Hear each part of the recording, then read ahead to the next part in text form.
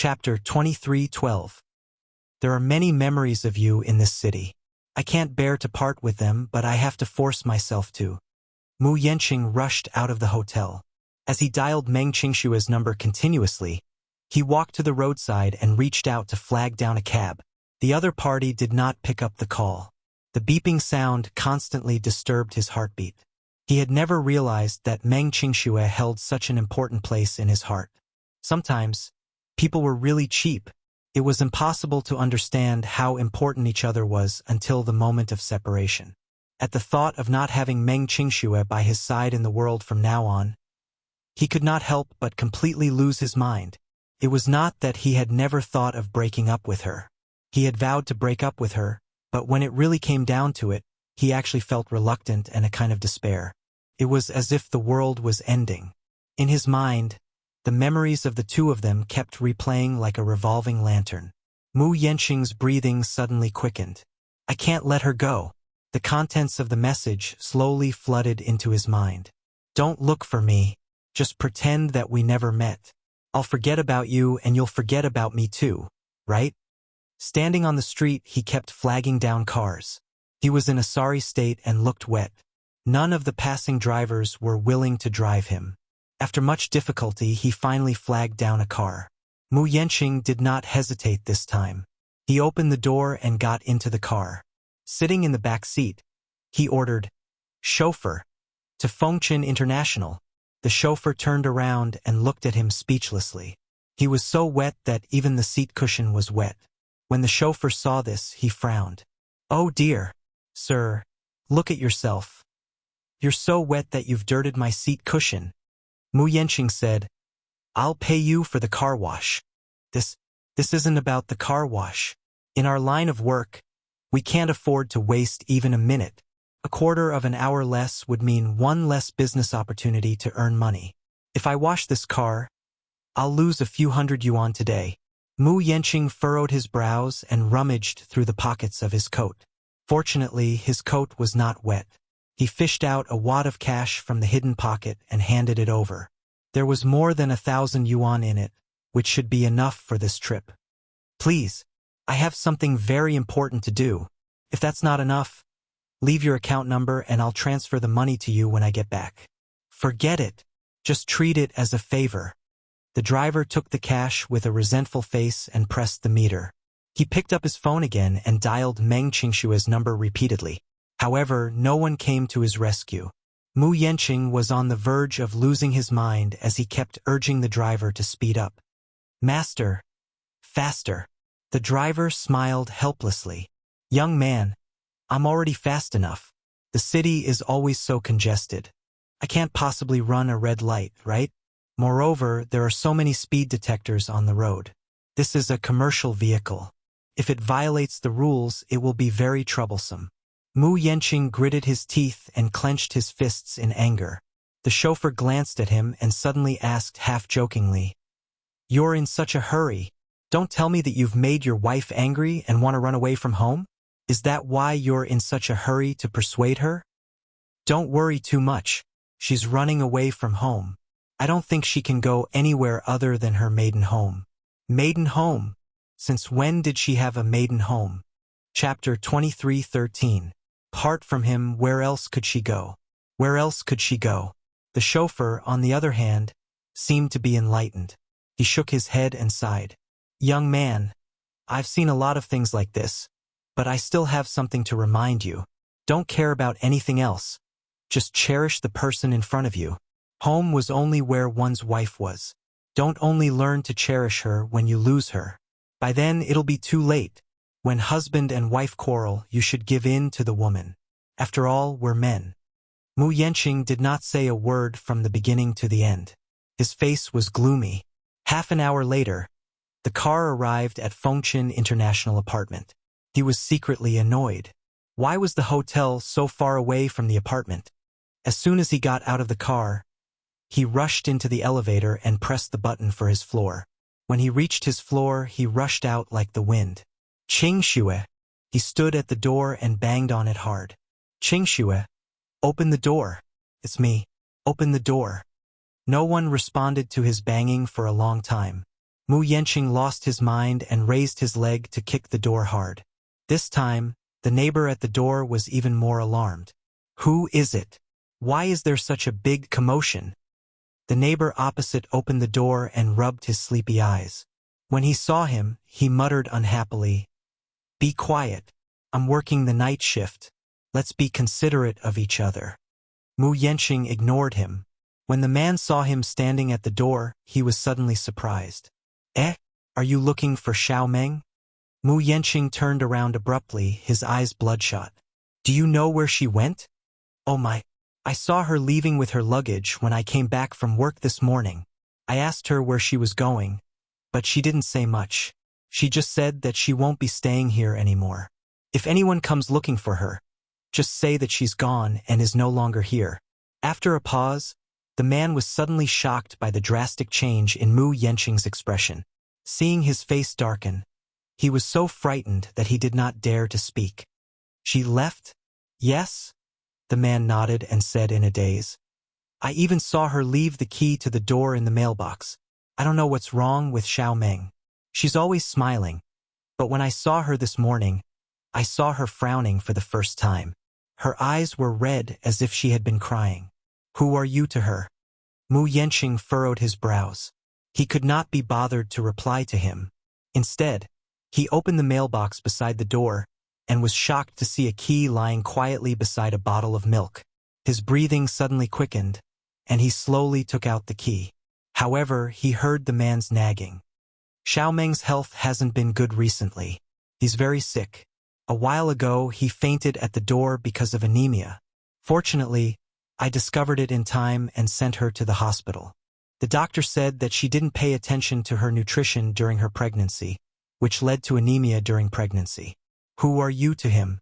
Mu Yanqing turned to look at him and muttered, "I'm the child's father. Are you her husband?" The man was quite surprised and stared blankly as he said, "Then why do I rarely see you here? I usually see little Meng alone. That day when I sent her to the hospital, I asked her if she wanted to contact the child's father. She refused to tell me and only said that she was very busy." "How busy was he? He didn't take good care of his wife when she was pregnant." Mu Yanqing could not take it anymore. He picked up the key, opened the door and entered the house. Chapter 23:14. He dialed Meng Qingshua's number again. A few seconds later, a phone rang from the sofa in the living room. Mu Yanqing was shocked. He loosened his grip on the phone and it fell to the ground with a thud. The black screen shattered. He walked over and picked up the phone from the sofa. He opened the messages and saw that there were 2 drafts. For some reason, they were not sent. Mu Yanqing's heart was empty and his expression was numb for a moment. He clicked on the text message and the words jumped out. His originally empty eyes suddenly focused. "Yanqing, as you wish, I've aborted the child. This way you can be at ease and pursue what you want. From now on, we're done. Everything you've given me is in the apartment. I've returned what I owed you, but I don't want you to return what you owe me. I'll just treat it as a dream between us. When I wake up from the dream, it's time to leave." Mu Yanqing, if love really exists in this world, you're probably the first and last person I've ever loved. If love really exists in this world, you're the only one I've ever loved. Mu Yanqing slumped on the sofa and looked up at the ceiling in a daze. Meng Qingshua's innocent face seemed to appear in front of his eyes. That year, for his birthday, she had meticulously prepared a sumptuous feast for him. After blowing out the candles together, she snuggled in his arms and asked coquettishly, "Yanqing, can we be together forever? We won't be apart for the rest of our lives." He nodded absent-mindedly. Meng Qingxue was not very satisfied with this perfunctory answer. "What's with the You're patronizing me again." He smiled and scratched her nose. "Okay. We'll be together forever and never be apart for the rest of our lives."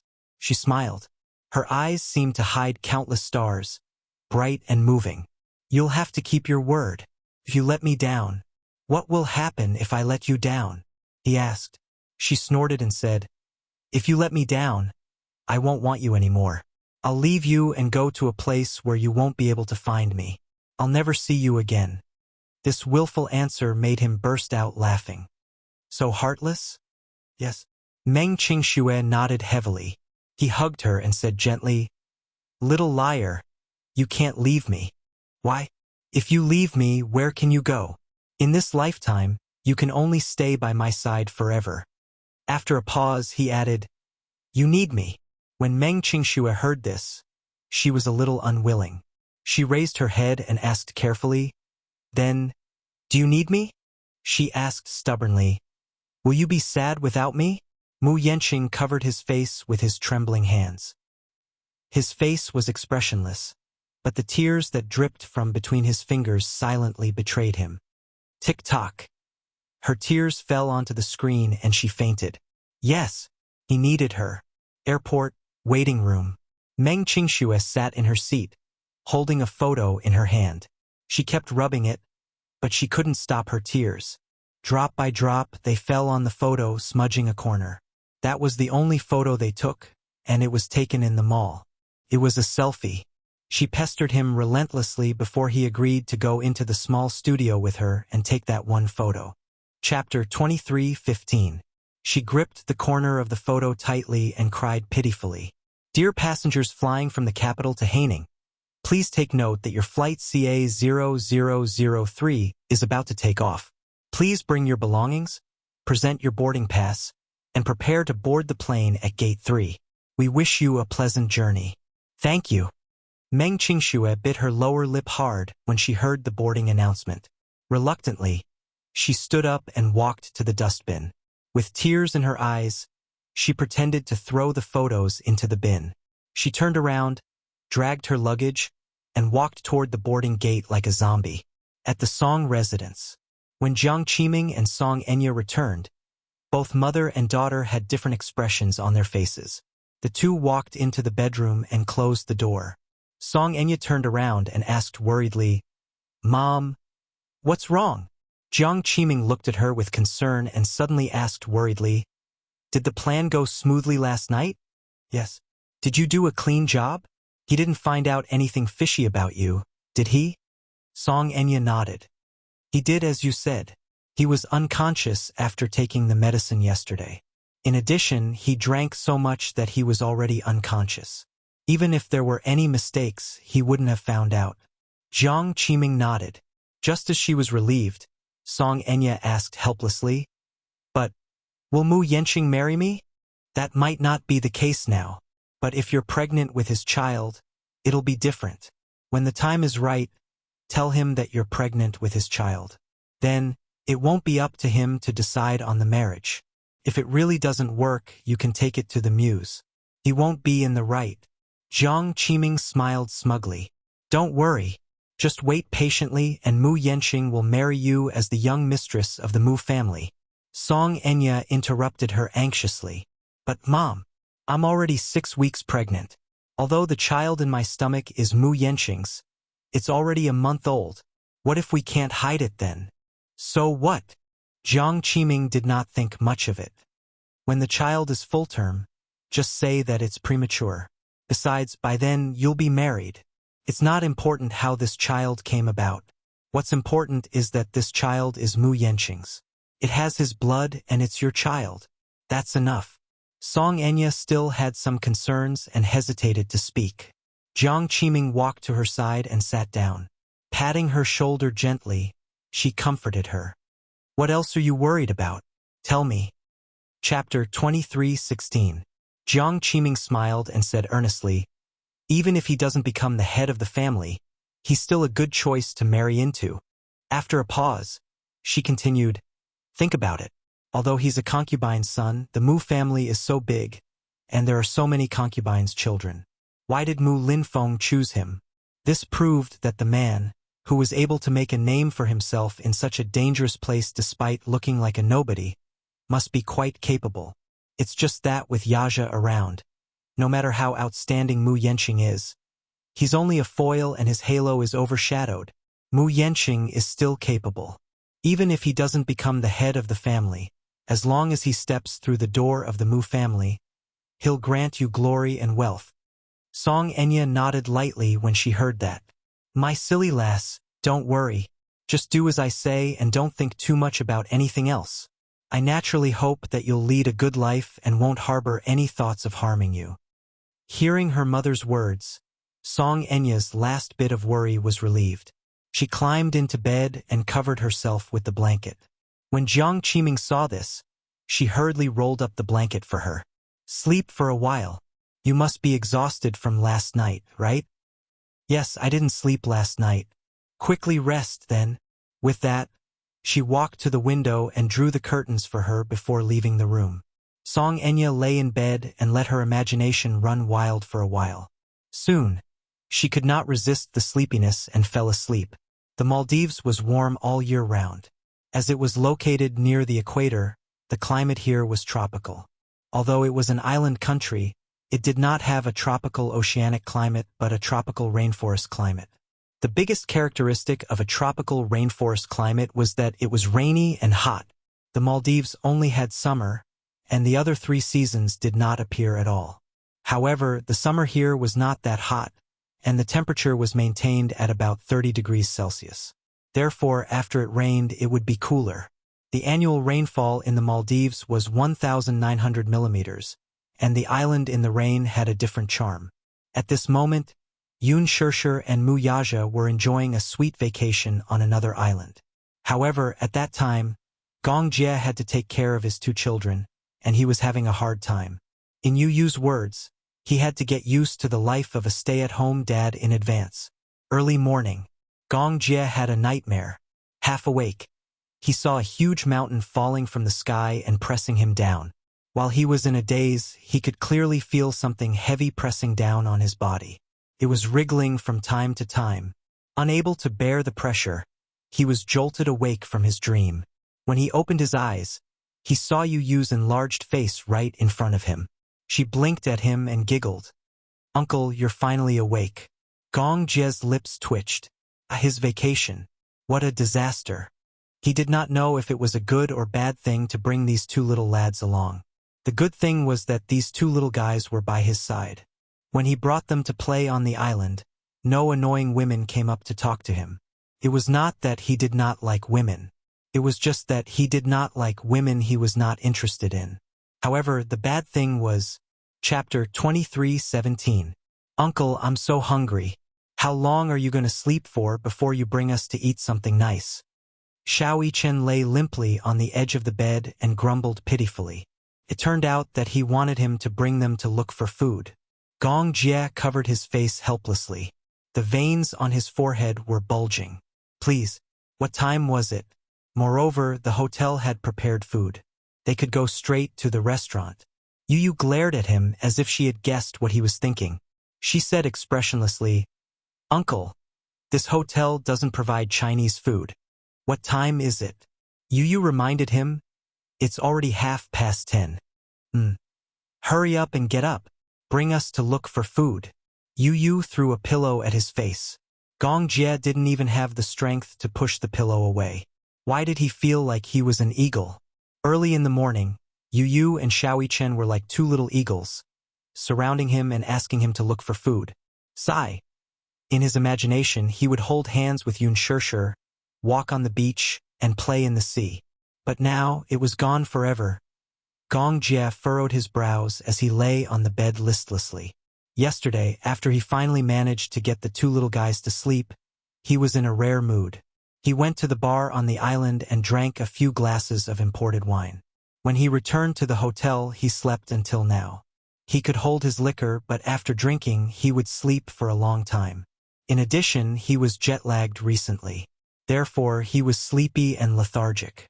It was hard to take care of children, especially these 2 energetic little guys. They seemed to have endless energy. After playing with them for an entire day, he was so tired that he almost collapsed. He wanted to cry but had no tears. Gong Jie began to consider if he should just leave the 2 lads on this island and escape from this place. No. If he did that, he would be hunted down by his sister with a rolling pin. Gong Jie shuddered at the thought of that. Just as he was feeling melancholy. "Wow! Xiao Yichen, come and take a look." Just as he was struggling to open his eyes, Yu Yu, who was lying on top of him, summoned Xiao Yichen as if she had discovered a new continent. Xiao Yichen crawled onto the bed and leaned over. What, what, what is it? Look at Uncle's. Wow, it's so big. Where? Wow. Really, really. It's huge. Gong Jie was confused. He hugged his pillow and couldn't see where Yu Yu was looking at. However, the next second, he felt a pair of small hands pulling down his boxers. A certain part of his body was exposed, and he heard Yu Yu exclaim in surprise, "Wow! Amazing!" Xiao Yichen said enviously, "Uncle's is very big too. Is it as big as Daddy?" That sounds about right. Anyway, it's bigger than mine. Uncle's is so firm." Gong Jie finally understood what the two little guys were studying while lying on top of him. Just as he was about to sit up, Xiao Yichen happened to sit on his chest and pushed him back down. "Yu Yu, do you think we can be like Daddy and Uncle when we grow up?" Yu Yu said airily, "How would I know?" Chapter 23:18. Xiao Yichen also touched it out of curiosity. "It's hot." Two hooligans. Gong Jie's face burned with anger. He gritted his teeth and said, "You two idiots, get off of me."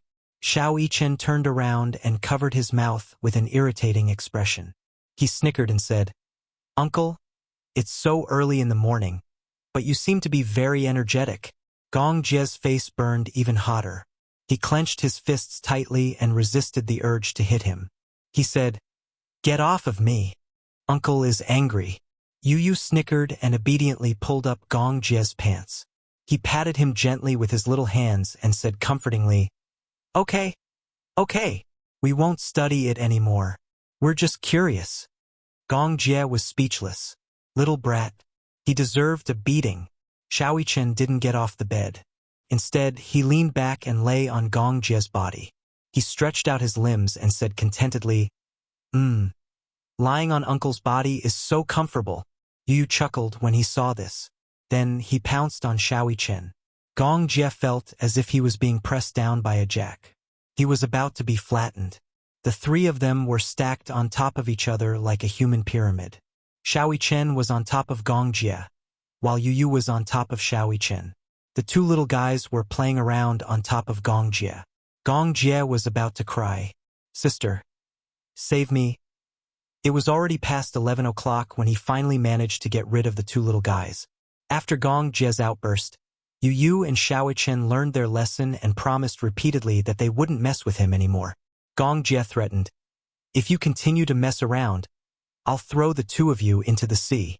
Yu Yu said confidently, "Uncle, you're murdering your own nephews." "So what?" Gong Jie stood with his arms crossed and raised his eyebrows coldly. Yu Yu said evilly, "But we're not afraid. If Mommy finds out, she'll definitely throw you into the sea too." Gong Jie. He even knew how to threaten others. Forget it. He didn't want to lower himself to the level of these two little things. Therefore, after tidying up, Gong Jie took the two little guys to look for food. On this island, there was a very famous underwater restaurant called Itha Undersea Restaurant, which meant pearl in the local language. The restaurant was located 6 meters below sea level. The exterior was made of transparent plexiglass, and the walls and roof were made of water-resistant and transparent acrylic materials. Under the warm seawater, the restaurant was surrounded by colorful coral reefs. Various marine life shuttled back and forth between the coral reefs. Dining in such a restaurant under the sea was romantic and sentimental. However, the restaurant wasn't big. Could only accommodate 12 people at the same time.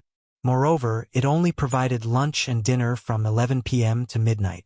Reservations were required 2 weeks in advance. However, Gong Jie naturally didn't need to make a reservation. There was always a seat in the restaurant reserved for him. After passing through the wooden walkway and walking down a few steps, they saw 6 tables. Each table could only seat 2 adults.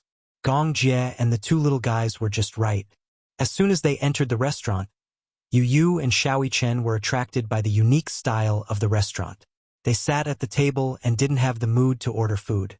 Instead, they leaned against the glass and looked at the tropical fish swimming around outside. It was so interesting. Chapter 23:19. It was indeed very interesting to enjoy the colorful underwater world while eating. The restaurant was expensive to build, so it was not cheap to eat in it. A filet mignon cost $200. Gong Jie saw them leaning against the glass and called out to them a few times, but they ignored him. He had no choice but to order steak and a snack platter for them. At the side, little Li Chen began to study the restaurant seriously. Yu, the water pressure in the sea is so high. Do you think the glass will break after a while? No. Although this restaurant is not built in the deep sea, the turbulence in the sea is still very strong. However, the designer must have considered this problem when building this restaurant. Therefore, the materials used must be strong and resistant to water pressure. Xiao Chen nodded as if he understood. He looked at Yu with a pair of starry eyes. You know a lot. Did you learn all this from reading books? Please, this is common knowledge.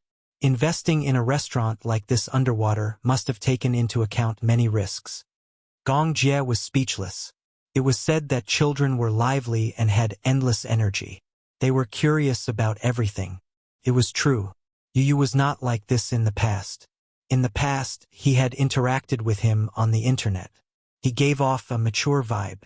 It was a kind of composure that was hard to come by even for an adult. However, it seemed that after spending so much time with Xiao Chen, he had been influenced by Xiao Chen. Most of the time, he was still the mature and sensible Yu. He was gentle but cunning. He was as elegant as a little gentleman. However, at times he was like a little devil. Occasionally, he would show the naivety and even childishness of a child. At that moment, the restaurant was full. 2 tables were occupied by blonde Europeans. Judging from their facial features, they seemed to be of Dutch descent. Another table was occupied by a customer who spoke with a strong British accent. The other 2 tables were occupied by Asians. It was unknown which country they were from. It was the peak tourist season. Many countries were on holiday. Some people took the opportunity to fly to the Maldives for a vacation. There were also some who chose the Maldives for their honeymoon. They looked in the direction of Yu and Xiao Chen in surprise. The 2 little guys were mischievous, cute, and silly. Their tender little faces attracted a lot of attention. Looking at Gong Jie, who was sitting at the side, she naturally assumed that the twins were his sons. Such a young stay-at-home dad. The most important thing was that he looked so sexy. His silver hair, which contrasted with his snow-white skin. Although the Europeans appreciated wheat-colored skin, they were also attracted by his handsome appearance. One of them, a blonde woman with blue eyes, pointed at Gong Jie and exclaimed to her companions in surprise. The other woman, however, smiled and said, "You look so handsome. He's so perfect for silver hair." Chapter 23:20. Unfortunately, Iftis, not Mary Dithing Keifelin love number. God you recrazy. You know I can trust a handsomeman. The conversation between the 2 women fell into Yu's ears. He turned around, glanced at them, and snickered. Xiao Chen noticed his strange expression and asked curiously, "What's wrong? Do you see the 2 women at the table over there?" Yu pointed. Xiao Chen looked in the direction he was pointing and coincidentally met the gazes of the 2 women. The 2 blonde women greeted him in a friendly manner. "Hi. Hi." Xiao Chen shyly retracted his head. He wasn't fluent in English and only knew the basics. However, Yu was different. Just now, he had heard every single word of the conversation between the women. They were secretly talking about Uncle just now. Yu snickered. Gong Jie looked up and raised his eyebrows in confusion. "What's wrong? Uncle, didn't you hear them? They were talking about you just now." Gong Jie casually flipped through the magazine on the table, but he didn't seem to care. "What did they say?" "They thought that we were your sons. They even said that if you weren't married, they would have taken the initiative and started a romantic relationship on this island." Xiao Chen opened his mouth in shock. Wow, so bold. Yu imitated the extremely affectionate expressions of the women from just now and said, "You know, I can't resist handsome men." After he finished speaking, he sized up Gong Jie's handsome face. "Uncle, I didn't expect you to attract so many women."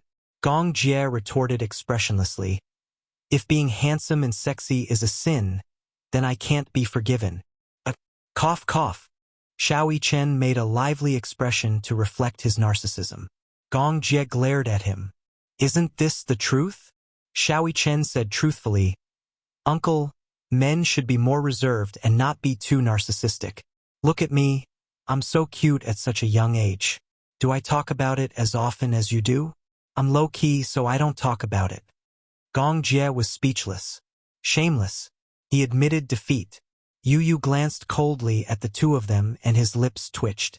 Shameless. Yu smiled and said, Uncle, don't think I don't know that you're using Xiao Chen and me as a shield, but that's strange. Don't you look forward to a beautiful encounter on the island? A romantic encounter in the Maldives sounds great. In the 2 days since they arrived on the island, every time they appeared in bars or crowded places with Gong Jie, they could feel the hot gazes of the blonde, blue-eyed women with hot figures shooting at Gong Jie. Chapter 23-21. This abnormal reaction had once made him doubt his uncle's sexual orientation. He remembered one time when a sexy woman had mustered the courage to approach him. Gong Jie had immediately hugged the two little lads in his arms and replied in fluent English, Sorry, I'm married. Xiao Chen did not understand. Yu, however, understood. He was using them as a shield. As they joked around, the waiter served the dishes. Just as he placed the steak and some snacks on the table, the waiter conjured a red rose out of thin air and presented it to Gong Jie as if by magic. Gong Jie raised his eyebrows in confusion. The waiter bent over like a gentleman and pointed to the seat where the blonde woman had been sitting. He replied politely, Honorable sir, this rose is a gift from the lady sitting at table 3. I hope you enjoy your meal. After he finished speaking, he left leisurely. Gong Jie, however, coldly placed the roses aside. Yu said, Uncle, you're too cold. The lady appreciates you. Aren't you going to do anything? Gong Jie replied, I'm not interested in women. Xiao Chen choked on his fruit juice. He widened his eyes in surprise as if he had seen an alien. Yu glanced at the rose and then looked at Gong Jie's cold expression. He said quietly, Uncle, your reaction is very suspicious. I'm starting to wonder if you like men. Cough. This time it was Gong Jie's turn to choke. He coughed lightly and took a napkin from the side to wipe his lips. He glared at him coldly. Your uncle's sexual orientation is very normal. But you clearly said that you're not interested in women. I don't like women with big breasts. I don't like women with big butts either. Yu said, Most men like women with big breasts. Oh? Is that so? Gong Jie smiled arrogantly. That's why I'm not a typical man. Yu suddenly asked evilly, Oh, is it because you like Brother Hua Jin more than women? Gong Jie's face froze. He looked up with a cold gaze. Get lost. He touched a sore spot. Even now, he still felt uncomfortable when he recalled the situation that night. I saw Uncle's ears turn red when he kissed Brother Hua Jin that night. He's obviously shy. The little lad's words were full of surprises, though. Get lost. Gong Jie warned him with his gaze. If a person's gaze was truly lethal, the boy before him would have long been frozen into a popsicle. At the side, little Ichen's gossipy soul was instantly ignited. Uncle kissed Brother Hua Jin? Yeah. It's mouth to mouth. Xiao Ichen widened his eyes and exclaimed, When did this happen? Why didn't I know about it? Yu said, That night, New Year's Eve. You went to bed early and we were playing cards. The loser had to be punished. After that, Gong Jie and Brother Hua Jin lost, so Daddy pranked them. After he said that, he didn't forget to tease Gong Jie. That night, Uncle kissed Brother Hua Jin a few times. Lips to lips, even your ears turned red. Gong Jie gritted his teeth. Shut up. Yu laughed. Uncle. Don't be shy. I'm very open-minded. I've never discriminated against gay people. Chapter 23-22. Gong Jie said angrily, I'll repeat myself. I don't like men. He raised his voice slightly. Everyone in the restaurant stopped what they were doing and stopped talking. They were attracted by his angry declaration and looked over. Even the waiter at the bar looked over in a daze. and his hands paused in their movements. The air froze. Gong Jie looked around coldly with an unfriendly gaze. Everyone was intimidated by this gaze and turned their heads away awkwardly, not wanting to look any further. Yu tried to hold back her laughter and coaxed. All right, I know. I won't tease you anymore. All right, I know I was wrong. Don't be angry, uncle. Yu quickly coaxed him. After all, they were still counting on Gong Jie to make ends meet for the remaining few days on the island. If the joke went overboard, their uncle would really get angry. In a fit of anger, he would leave them on the island. It was too scary. Xiaoi Chen was also a fence-sitter. He immediately stood on Gong Jie's side and accused, Yu, don't go overboard with your joke. Uncle obviously likes women. Yu glanced at him from the corner of her eyes. Mui Chen, you've grown up. You even know how to rebel now. After the three of them finished their lunch, Gong Jie took the two little guys for a walk by the beach. At this time, many people were lying on deck chairs by the beach, enjoying the sun. Gong Jie's naturally powerful aura, coupled with his devastatingly handsome face, became a mesmerizing sight as he walked along the beach. Under the bright sun, his skin was shockingly fair. His skin was so perfect that not a single pore could be seen. He was shockingly handsome. His delicate skin was hard to hide even though he was wearing a simple t-shirt and beach shorts. Under the sun, his silver hair was dazzling and exuded a sense of abstinence. His skin was naturally snow-white. In the past, he had tried to deliberately tan his skin. It was effective but not obvious. Moreover, once he stopped, his skin would turn white very quickly. Gong Jie was a person who paid attention to his appearance. His original hair color was black, but his facial features were more feminine. He had a classical charm unique to the East. His eyebrows were picturesque, his lips were red, his teeth were white. His skin was smooth, his nose was high, and his eyelashes were long and thick. At first glance, his gaze was deep and melancholy, as if he had put on thick eyeliner. Could be said that his appearance, but it was not a particularly tough style. He and Yun Shirshir were twins, so their facial features were very similar. Therefore, with black hair and such facial features, it was hard to avoid looking too feminine and beautiful. Fortunately, he was tall. Thus, when he was 16, he dyed his hair silver white. Once his black hair was dyed silver white, the feminine aura on his body was instantly gone. Instead, it was replaced by an extraordinary aura. Since then, he had maintained the habit of dyeing his hair. Along the way, many women came to strike up a conversation with him. Many European women were deeply infatuated with his handsome face at first sight. However, they often took the initiative to strike up a conversation, but none of them succeeded. Gong Jie always looked straight ahead and ignored them as if they were air. There was no other reason. Chapter 23:23. If it weren't for those annoying flirting, perhaps this would have been a perfect vacation. In the Maldives, the sun shone brightly, and it was like spring all year round.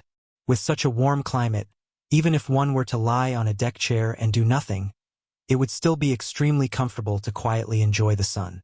Many tall coconut trees and palm trees were planted by the sea. The stones were piled up and stacked in different styles. On the shore, the sea was crystal clear with a breathtaking light blue color. The beautiful coral reefs were clearly visible. Blue sky and white clouds, a gentle breeze. Stepping on the soft sand was extremely comfortable. The scenery was as beautiful as a painting.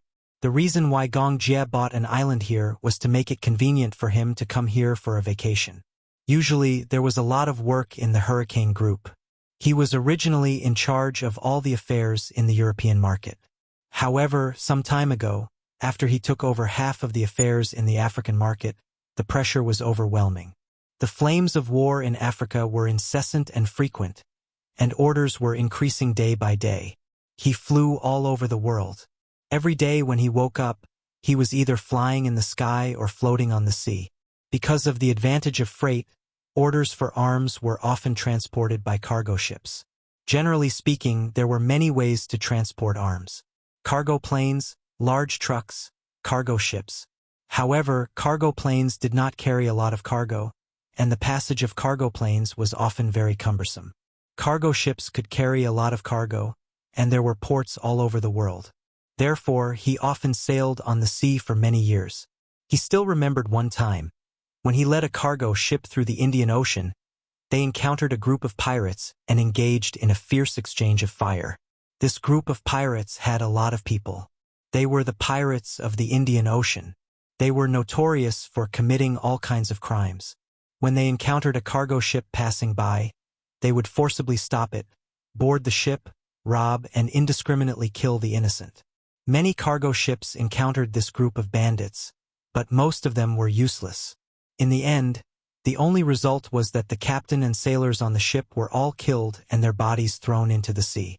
The cargo ship was directly hijacked by the pirates.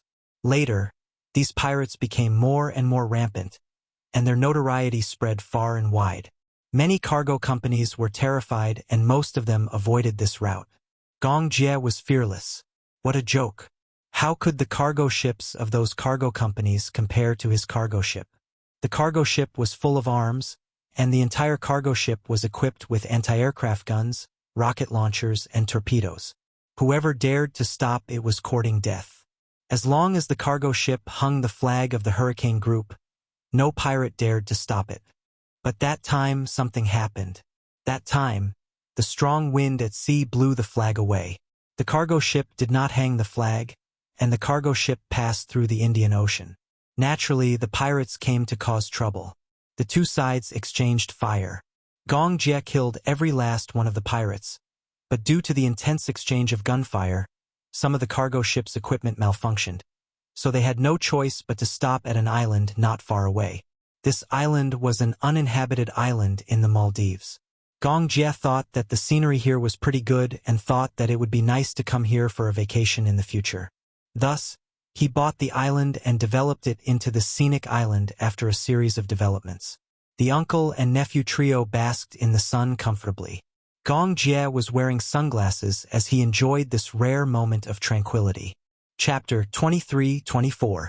Under the sunlight, a necklace on Gong Jie's collarbone was extremely eye-catching.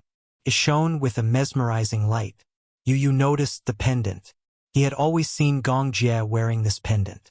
It never left his body. He thought that there must be a special meaning to it. Hence, he tiptoed over to Gong Jie's recliner. Seeing that he was wearing sunglasses, he did not know if he was sleeping or awake. Hence, he secretly lifted the pendant. The round pendant seemed to be able to be opened. Yu opened it and found that the pendant was actually a mini photo frame. In the photo frame, there was a round photo. There were two pictures. One was of two children snuggling together with bright smiles on their faces. Yu recognized at a glance that the children in the photo were his mother and uncle when they were young. From the looks of it, the two children in the photo were about 7 years old. However, Gong Jie was not as tall as he was now. He was even shorter than Yun Shishir when he was young. Yun Shishir hugged the 7-year-old Gong Jie and made a V sign. Her lips were red and her teeth were white. She was smiling brightly. Gong Jie, on the other hand, seemed a little shy. He leaned his head on Yun Shishir's shoulder and looked at the camera. His smile was a little shy and reserved, but his eyes were clear and bright. His black hair was soft and beautiful, falling obediently to his temples. Under his bangs, his eyebrows were gentle, and he looked like an obedient little lamb. He was wearing a snow-white shirt and a small bow tie. He looked elegant and cute. One of his small hands was hugging Yun Shishir's waist, while the other hand made a V sign. However, he did not know if it was because he was shy or for some other reason. His two fingers were slightly curled up, and he looked shy. Yu muttered in his heart. Uncle was clearly very cute when he was young. He even looked a little like me. The miraculous thing about genes. But after he grew up, how did he grow up to be a little devil? He was black-bellied, unruly, and insufferably arrogant. In his mind, a little Gong Jie and the Devil King were standing together. One was as cute and innocent as a lamb, while the other had his hands in his pockets, wore a pair of sunglasses, and had a head full of silver hair. He looked sharp and imposing. He was like a completely different person. Yu looked at the other photo. In the photo, A young woman was sitting by a flower bed, twirling a Chinese rose in her hand. She had a gentle smile on her face. She had a face that was very similar to Yun Shishir's. She was gentle and beautiful, and her eyes were like a painting, especially her pair of black eyebrows. They were like the clouds in the distant mountains, and her eyes were like water. Her straight black hair, without any adornment, was just like a waterfall, slanting from her shoulders and gently sticking to her back. Occasionally, a few strands would fall to her temples, but it made her look even more charming and moving. Yu sighed again. Jeans were such a wonderful thing. He recognized her at a glance. This woman was probably his mommy's mommy. His grandmother, he could tell. His grandmother and his mommy were both very fond of Chinese roses. Perhaps it was also because his grandmother liked Chinese roses that his mommy had been meticulously raising a patch of Chinese roses in the back garden. Xiaoqian leaned over and took a look. His eyes widened in surprise. Is this grandma when she was young? Yes. Yu nodded, his gaze warm. Xiaoqian said, Grandma was also a great beauty when she was young. Nonsense. Yu flicked his forehead. Otherwise, how could mommy be so beautiful? Chapter 23-25. It was no wonder Uncle always carried this pendant with him. He must have missed Grandma a lot, right? Xiaoqian glanced at the photo of Gong Jie and Yun Shishir standing together. Looking at how shy Gong Jie was as he snuggled up in Yun Shishir's arms, he suddenly said in disdain, I didn't expect Uncle to be a little kid when he was young. It's hard to imagine how short and small he was. What did Uncle eat to be so tall? Yu also said bitterly, I want to know too. I feel like Uncle was shorter than me when he was young. Xiaoqian said, but Uncle is about the same height as Daddy now. Daddy is 189 centimeters. Gong Jie heard their discussion and opened his eyes. He took off his sunglasses and glared at them unhappily. Who said I was a little kid? I was tall when I was young. Some boys were older than me by a few years, but they weren't as tall as me. Yu raised the pendant in front of his eyes and pointed at the little kid, snuggling up in Yun Shishir's arms. No matter how tall he wasn't as tall as Mommy. Gong Jie saw him pointing at the photo and glanced at it. His face suddenly turned red and he coughed awkwardly. He was inexplicably shy. Yu didn't know whether to laugh or cry. Uncle, why are you so shy for no reason? Xiaoqian added. Because he got slapped in the face for bragging. He kept saying that he was tall when he was young, but in the photo he was clearly much shorter than Mommy. Gong Jie muttered, that short one isn't me. Yu said, huh. Xiaoqian was also shocked and stared blankly. He said noisily, if it wasn't you, then who was it? Could it be Mommy? Gong Jie's expression was a little strange. He looked away awkwardly and said helplessly, yeah, the one with short hair is your Mommy. Yu and Xiaoqian heard this and their little mouths formed an O shape. Disbelief was written all over their faces. Yu said in a daze, then, the one with the pigtails is you? Xiaoqian said in disbelief. Gong Jie closed his eyes and admitted reluctantly, yeah, it's me. 0. Lying next to his uncle, Yu curiously imagined the scene. In her mind, little Gong Jie secretly took out a dress from Yun Shishir's wardrobe and put it on. He compared it in front of the mirror, then climbed onto his grandmother's dressing table and clumsily smeared lipstick on his mouth. Goosebumps rose all over Yu's body. Pervert. No wonder he wasn't interested in women. Yu was speechless. So Uncle was a transvestite when he was young. Xiaoqian stabbed him again. Pervert. Gong Jie said innocently, humph, how is that possible? I've never liked to wear dresses, but at that time I had no choice. In the photo, the kid with the pigtails and the bright smile was Gong Jie.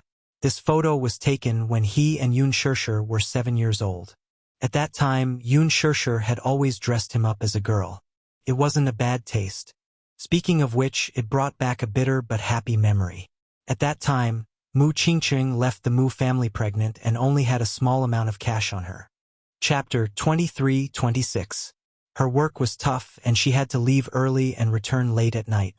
Once, she was so exhausted that she almost had a miscarriage. She gritted her teeth and had to take several injections to prevent miscarriage. Only then did she manage to keep her 2 children. From then on, she did not dare to work too hard. Seeing that she was pitiful, the hair salon's boss reduced the intensity of his work. Perhaps he was interested in her. After all, a young and beautiful woman, who was alone, could not resist a man's lust even though she was pregnant. A few months later, Mu Qingqing gave birth to twins. In the ward, the hair salon's boss diligently served her tea and water. Later, he even held her hand and confessed to her that he wanted to marry her as his concubine. Of course, Mu Qingqing wouldn't agree. Hence, the hair salon's boss had a rush of blood and went home to divorce his wife. In the end, while she was still in confinement, the hair salon's lady boss came to her rented house and broke everything in it. She hardened her heart and left that small county with her 2 children, who were not even a month old. It was hard to imagine how tough life must be for a widow and an orphan. As she did not do a good job during her confinement, her health deteriorated rapidly. She was short of money after giving birth, so she went to work at a nightclub. With her sweet singing, she was able to feed herself.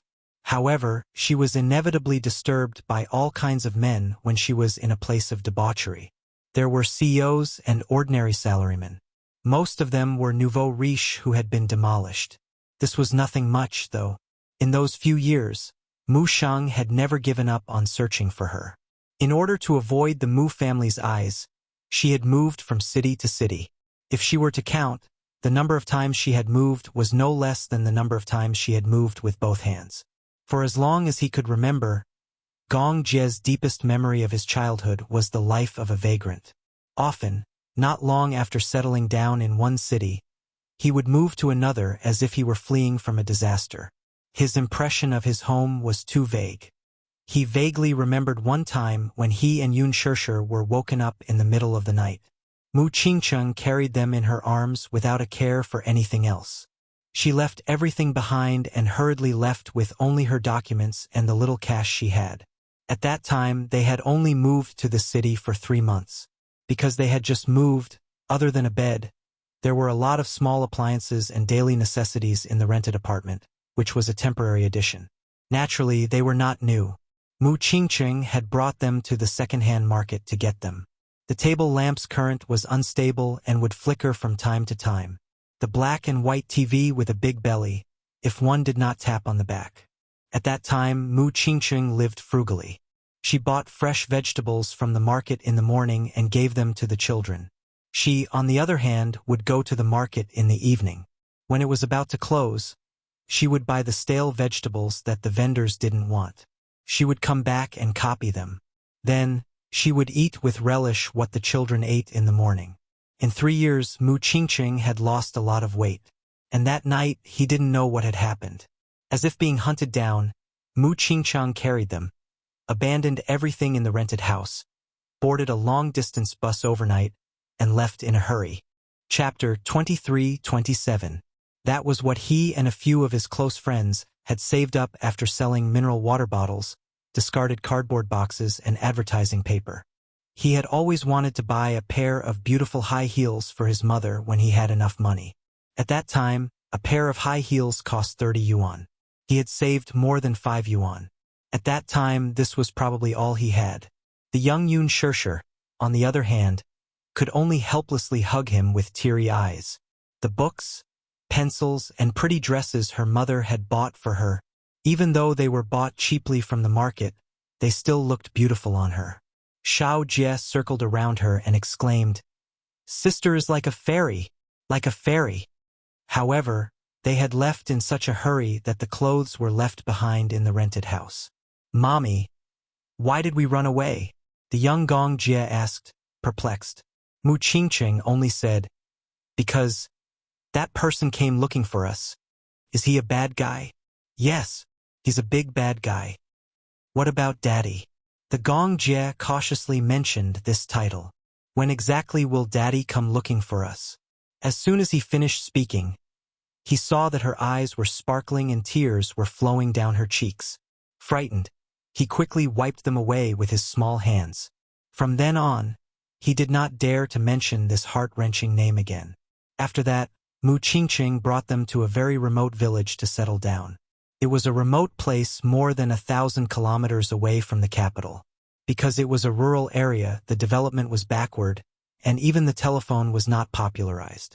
There was only a public telephone in a small shop, and it cost 10 cents to make a call. This village was called Lihua Village, and they farmed for a living.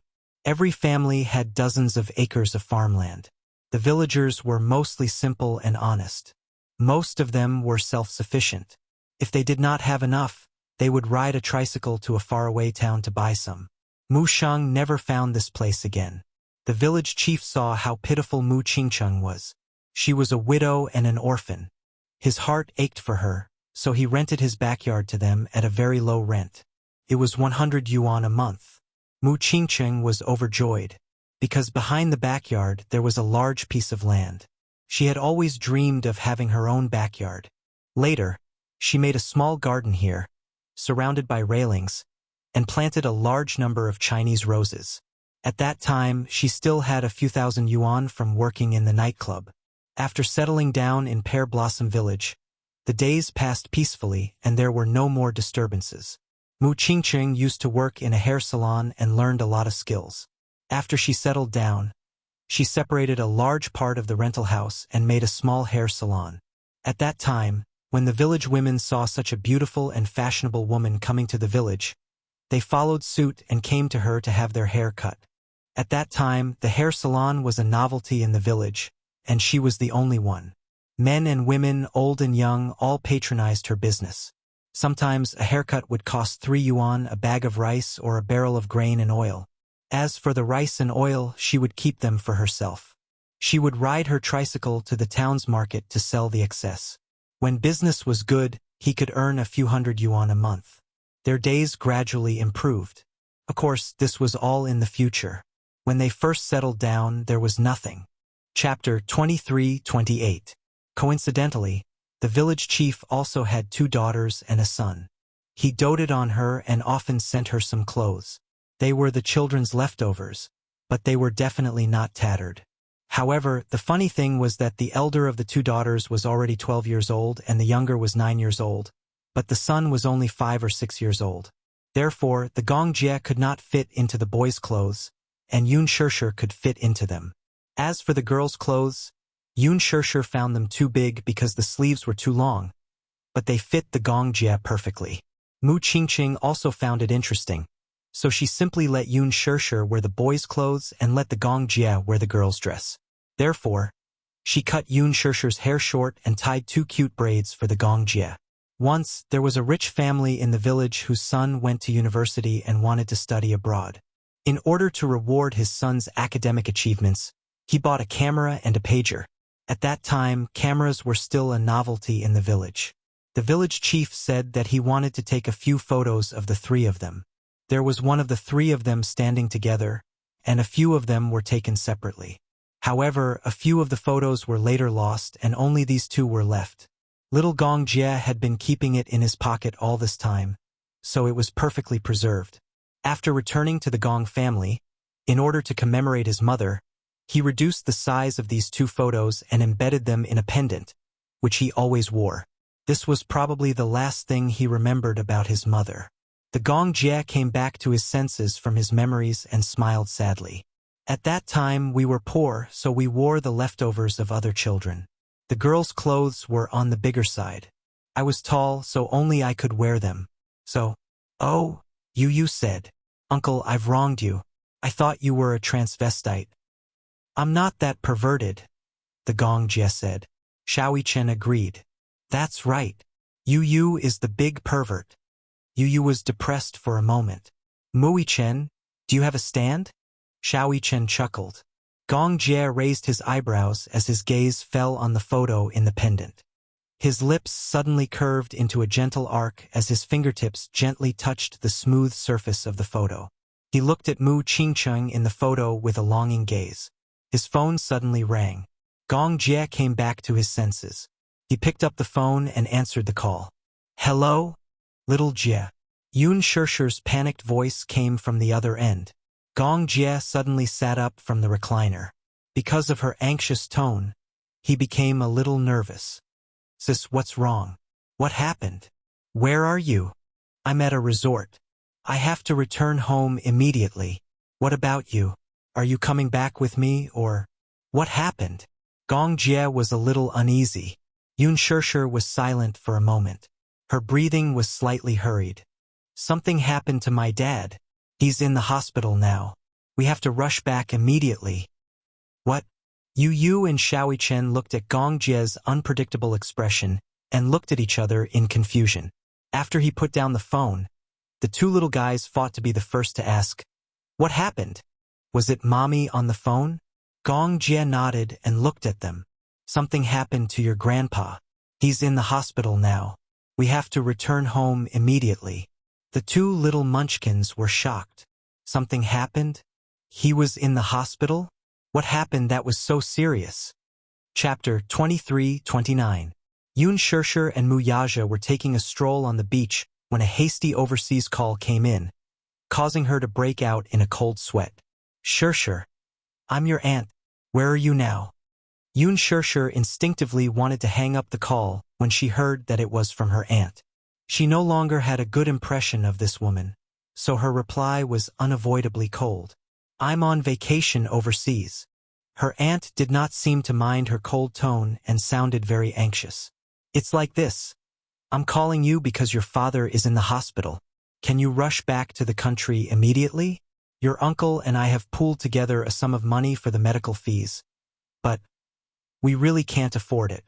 The hospital has been urging us, so can you come back immediately?" Yun Shishir was shocked. "Hospital? Is he sick?" "No." Her aunt seemed to have received quite a shock as well. Her voice was trembling with fear. "I only found out about this after receiving a call from your uncle. As your uncle's legs are inconvenient, Qing Miao and I rushed over to send your father to the hospital." He. She laughed and even emphasized that they were the ones who sent Yun Yeching to the hospital. Yun Shishir panicked. "What exactly happened to my father? Tell me clearly." "Shishir, don't panic. It's like this.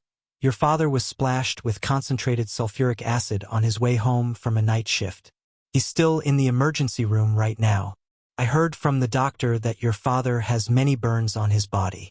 It seems that he was splashed with sulfuric acid head-on, especially on his face. His life is still in danger." Yun Shishir's breathing suddenly quickened. Sulfuric acid. And concentrated sulfuric acid at that. Who was it that was so ruthless? Her father was usually kind and never made enemies, so he did not offend anyone. Who on earth was so deranged to do such a vicious thing? Mu Yaja knew how serious this matter was. Without another word, he booked the earliest flight. After meeting up with Gong Jie, the five of them boarded the flight back to the country. As there were no direct flights to Beijing, they flew from the Maldives to Sea City and then back to Beijing. It was already 7:30 p.m. when they arrived in Beijing. It was rush hour now, so they wasted a lot of time on the way to the hospital by taxi. By the time they reached the hospital, Yun Yeching was still in the operating theater. Yun Shishir did not care about Gong Jie and Mu Yaja behind her. She squeezed into the elevator and went up to the floor where the operating theater was located. When she rushed over, she saw Xiang Yu guarding outside the operating room while Yun Yeho was slumped on the side with a gloomy look on his face. "Uncle." Shishir. When Yun Yeho saw Yun Shishir rushing back, he felt as if he had seen his savior and felt dizzy all of a sudden. Yun Shishir rushed over and glanced at the light above the operating theater. "Operation in progress," she said in a daze. "Dad hasn't come out of the operating theater yet?" Just as Yun Yeho was about to speak, Xiang Yu came up to him with tears streaming down her face. "Shishir, you're finally here. Your father is still in danger. The doctor has only come out twice and told us to be mentally prepared. He could die at any time." Yun Shishir's face changed drastically when she heard that. Chapter 23-30. Xiang Yu wanted to say something but hesitated when she heard that. Under her father's glare, she shrank to the side in grievance and kept quiet. Behind them, Mu Yaja and Gong Jie arrived with the two little lads. He walked over with a solemn expression. Seeing Yoon Shershur's desolate expression, he was about to ask her something when the door to the operating theater suddenly opened. The doctor walked out and, upon seeing so many people, immediately asked, "Are all of you the victim's family members?" "Yes, I am." Yoon Shershur went up to him anxiously. "I'm his daughter. How's my father now?" The doctor said tiredly, "It's hard to say. He's still in the emergency room. Go and settle the medical bills first before we can proceed with the surgery." Yoon Shershur nodded. "Okay." Mu Yaja immediately said, "I'll go and settle the medical bills."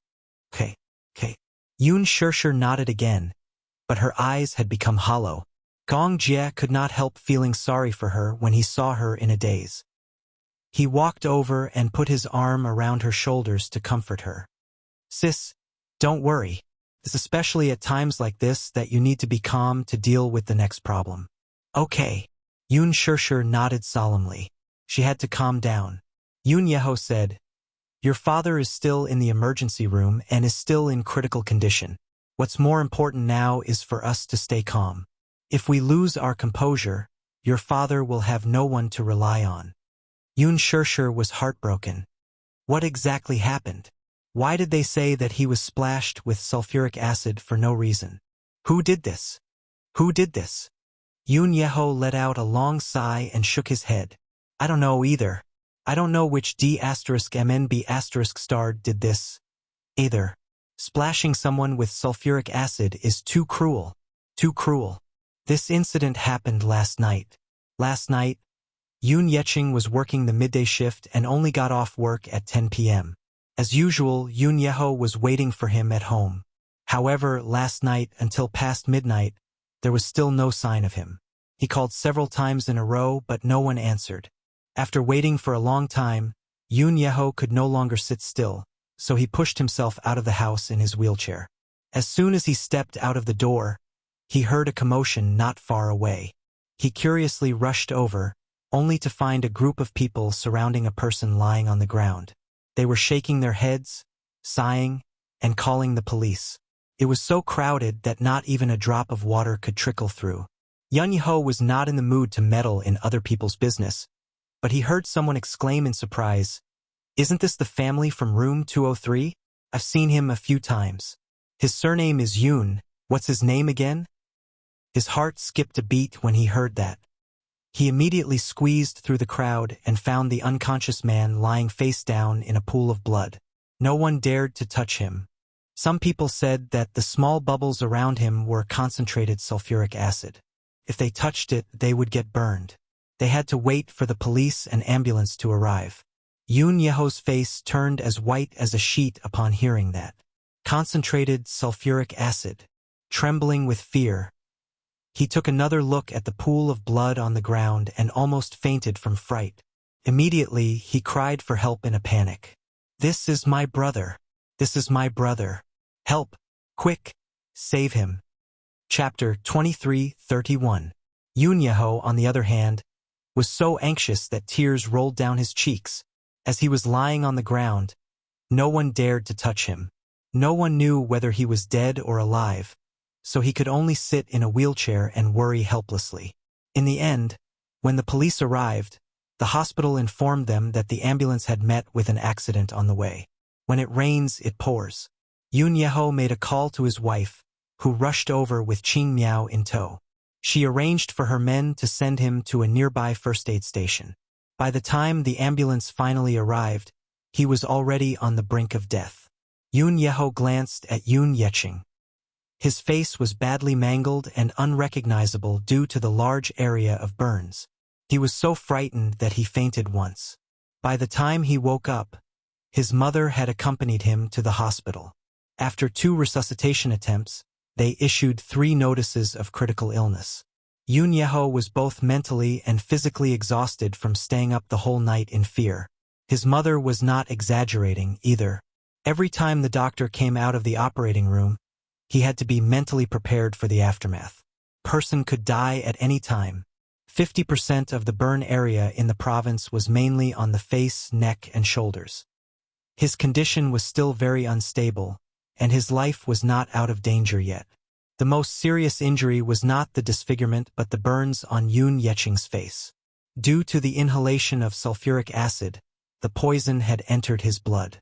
After all, the burned area was close to the trachea, so the chemical fumes from the burns could cause lung damage.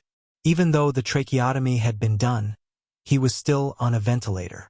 Furthermore, his liver and kidney functions were damaged. His condition was not good. After entering the infection stage, it was all up to fate. The sulfuric acid had probably entered his mouth, but no one knew if it had burned his throat. The scary thing was that even if he managed to survive, he would still be in great pain for the rest of his life. Who did this? Yun Shishir stared at the operating lights with a cold expression. Who did this? Has the culprit been caught? Has he been arrested? Yun Yeho shook his head in despair and choked out, "And no. If this happened in the neighborhood, we should be able to catch the culprit through the surveillance cameras, right?" Yun Shishir asked agitatedly. "Dad doesn't have any enemies. Who could do such a cruel thing? When I found him, he was already like this. Until now, there has been no news from the police station. It was said that the police brought back a few people who were at the scene to record their statements. But when they called to ask, they did not get any results. The people who were there said that when they found your father, he was already lying on the ground. There was no one else around." Gong Jie frowned. Yu and Xiao Chen looked gloomy and worried that Yun Yeching would not make it through this critical period. Xiang Yu whispered, "The criminal must have escaped. This is intentional harm. How could someone who did such a thing stay at the scene? He must have fled long ago." Yun Shishir gritted her teeth and clenched her fists in anger. Damn it! Damn it! She squatted helplessly on the ground. Her heart was burning with anxiety, but she wanted to cry but had no tears. "Shishir, don't worry. Let's wait for the doctor to come out first. Now we can only wait and see the result." Chapter 23:32. Xiang Yu comforted her in the same way. Yun Shishir remained expressionless and did not react. At this moment, she could not hear any words of comfort as her mind was completely blank. Wuxia paid the medical bills. When he returned, he saw Yun Shishir sitting on the long bench with a forlorn expression. Her face was dull and lifeless. Gong Jie was beside her, holding her hand tightly and hugging her shoulders. Wuxia walked over and sat down beside her. When Gong Jie saw him, he said, "Brother-in-law, stay with her. I'll send you and Xiao Chen home." "Okay." Yu suddenly said, "I want to stay with Mommy and wait for Grandpa to come out of the operating theater." Xiao Chen added, Me too. I don't want to go home. I want to be with Mommy." Xiao Chen did not have any feelings for Yun Yeching, but when he saw his mommy in pain, he felt sorry for her and could not bear to leave. Wuxia said, "Then, you two sit here and be good." Okay. Time passed by slowly, second by second. Yun Shishir had never felt time pass so slowly before. Every hour felt like a century of torment. At dawn, the door to the operating theater finally opened. When Yun Shishir heard the door opening, she jumped up from the long bench and went up to the doctor worriedly. "Doctor, how is it? Is my dad okay?" The doctor removed his mask and sighed. "His life is not in danger for now, but he hasn't passed the critical stage yet. He needs to be transferred to the intensive care unit for observation. His life could be in danger at any time." Yun Shishir opened her mouth and held her breath. She mumbled, "Is it that serious? I'm already very optimistic about the outcome." The doctor shook his head. "The burns are too serious because of the concentrated sulfuric acid. His face has been burned beyond recognition. His eyelids are gone. Both sides of his nose are missing. His facial features are severely deformed, and his internal organs are damaged. We have already done our best to save him." Yun Shishir was stunned for a long time. She bit her lips hard and endured the pain in her heart. "Thank you, doctor." The surgery was open. A group of medical staff pushed the ward towards the elevator. A group of people rushed to the intensive care unit and saw a few nurses and doctors busying themselves. They could only stand outside the door and watch, not allowed to enter. Yun Shishir finally got a good look at Yun Yeqing's current state. Her eyes widened in shock as her breathing quickened. The man was lying on the bed. His face was charred black, and he was wearing a breathing tube. He was completely lifeless. Tubes were inserted all over his body. Occasionally, one could see his exposed skin covered with white ointment. One could imagine how tragic his appearance would be before the ointment was applied. Yun Shishir did not dare to think too deeply about the mangled state of his body. When Xiangyu arrived with Yun Yeho in a wheelchair, the latter could not stop his tears from falling when he saw his father's unrecognizable appearance in the ward. God bless him. He's still alive. God bless him. Xiangyu comforted him. Don't worry, Yeho. God blesses good people. He'll be fine. Finally, he said something reasonable, although it sounded a little pretentious. Yun Yeho only glanced at her and did not say a word. Gong Jie said, Sis, you go back and rest first. I'll stay and look after him. Yun Shishir stubbornly shook her head. No, I want to stay and look after him. Chapter 23:33. Gong Jie tried to persuade her. Muyaja added, If you're really worried, I'll stay here with you. Even if you're not tired, the kids are tired. If you keep holding on like this, the kids will be worried about you. Yun Shishir glanced at Yu and Xiaoi Chen who were sitting at the side. She saw that they couldn't hide the heartache on their faces, so she nodded. I've already booked 2 rooms at the hotel next to the hospital. This is the room card. Gong Jie passed the room card to her. Yun Shishir took it and was still worried. If he wakes up or if there's any news, inform me immediately. Muyaja nodded and said, Okay. Don't worry. I'll go to the police station later to find out more about the situation. Yun Shishir was relieved. She held the hands of the 2 kids and walked away, looking back repeatedly. It was not until Yun Shishir and the 2 little kids disappeared at the end of the corridor that the smile on Gong Jie's face faded a little. He narrowed his eyes slightly. Suspicious. Very suspicious. Huh? Muyaja glanced at him suspiciously. Gong Jie said, Is there any news from the police station? Muyaja pondered for a moment. The preliminary suspicion is that it's a robbery. Robbery? Gong Jie sneered. What evidence do you have? Generally speaking, it's only when there are no clues that it's a robbery. Muyaja said expressionlessly. The efficiency of the police station is low. What kind of clues can they find in such a short time? I just sent someone to take a look at the scene. When they came back, they said that the police station didn't protect the scene in time.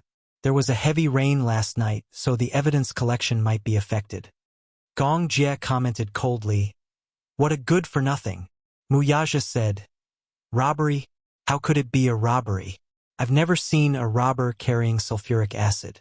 If it wasn't for some deep hatred, he wouldn't have crippled someone to this extent. Gong Jie added, We can only wait for Uncle to wake up and ask him personally. Only then can we get some clues. I'm afraid it'll be difficult, Muyaja suddenly said. Gong Jie frowned in confusion. Difficult? What do you mean? Concentrated sulfuric acid. Splashed all over his face.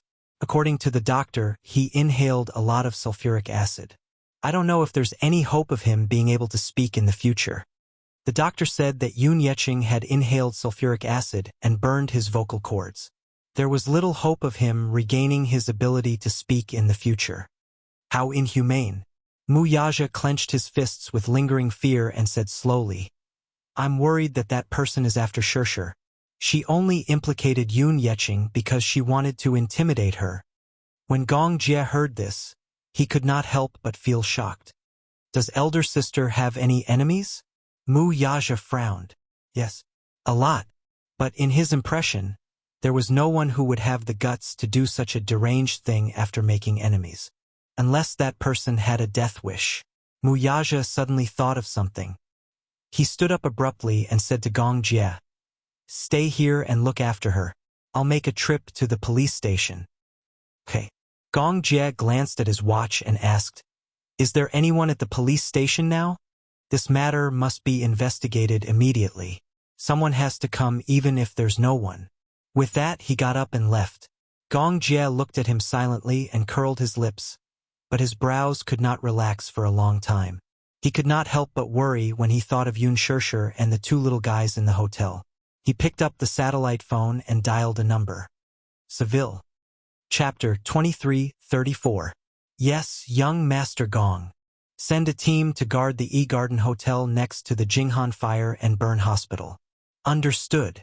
After hanging up the call, Gong Jie sat quietly with his arms crossed outside the ward's door.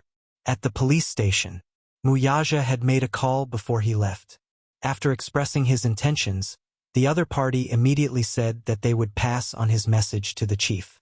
When he arrived, he only sat for a short while before the bureau chief arrived, looking travel-worn. It was only 3 o'clock in the morning. The old bureau chief was still lying on his comfortable bed at home. When he heard that a big shot was coming to the police station to investigate a case, he immediately got up from his bed and rushed to the police station in 20 minutes. When he walked in and saw Muyaja sitting in the waiting room, he secretly wiped away his cold sweat and immediately greeted him with a warm smile. Chairman Mu, you've been waiting for a long time, haven't you? Hee. Chairman Mu? Muyaja cursed inwardly. The Mu Group's actions are really slow. They're probably not ready to make an announcement yet. Therefore, the public barely knows that I've stepped down as the Mu family's head. Forget it. Now is not the time to be calculative about this.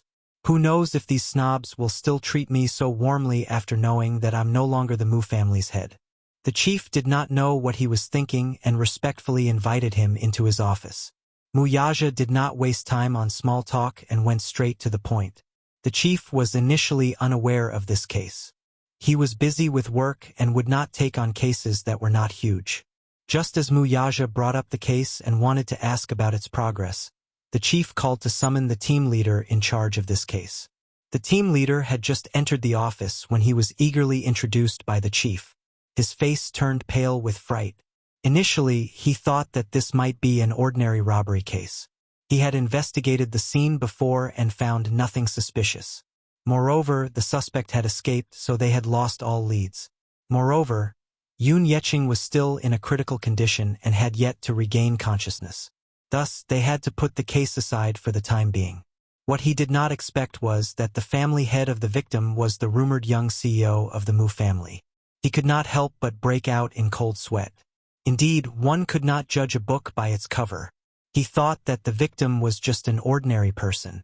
Who would have thought that he had such a big shot backing him? He found out that Yun Yeching worked in a factory and barely made a living with a salary of a few thousand yuan a month. If he was close to the Mu family, he would not have to suffer like this. Any job that the Mu family casually assigned to her would be a lucrative one. Thinking of this, the team leader broke out in cold sweat. I'm sorry. If I knew that he was your relative, I wouldn't have neglected him. Muyaja waved his hand and asked bluntly, You've been following this case. Do you have any leads? There's no suspicious clue. Chapter 23:35. After a pause, he asked guiltily, If I may ask, so Mu, is the victim awake now? He said, He just came out of the emergency room. He's still in critical condition. Then, Muyaja continued, If you want to get clues from the victim, I'm afraid it'll be a little difficult.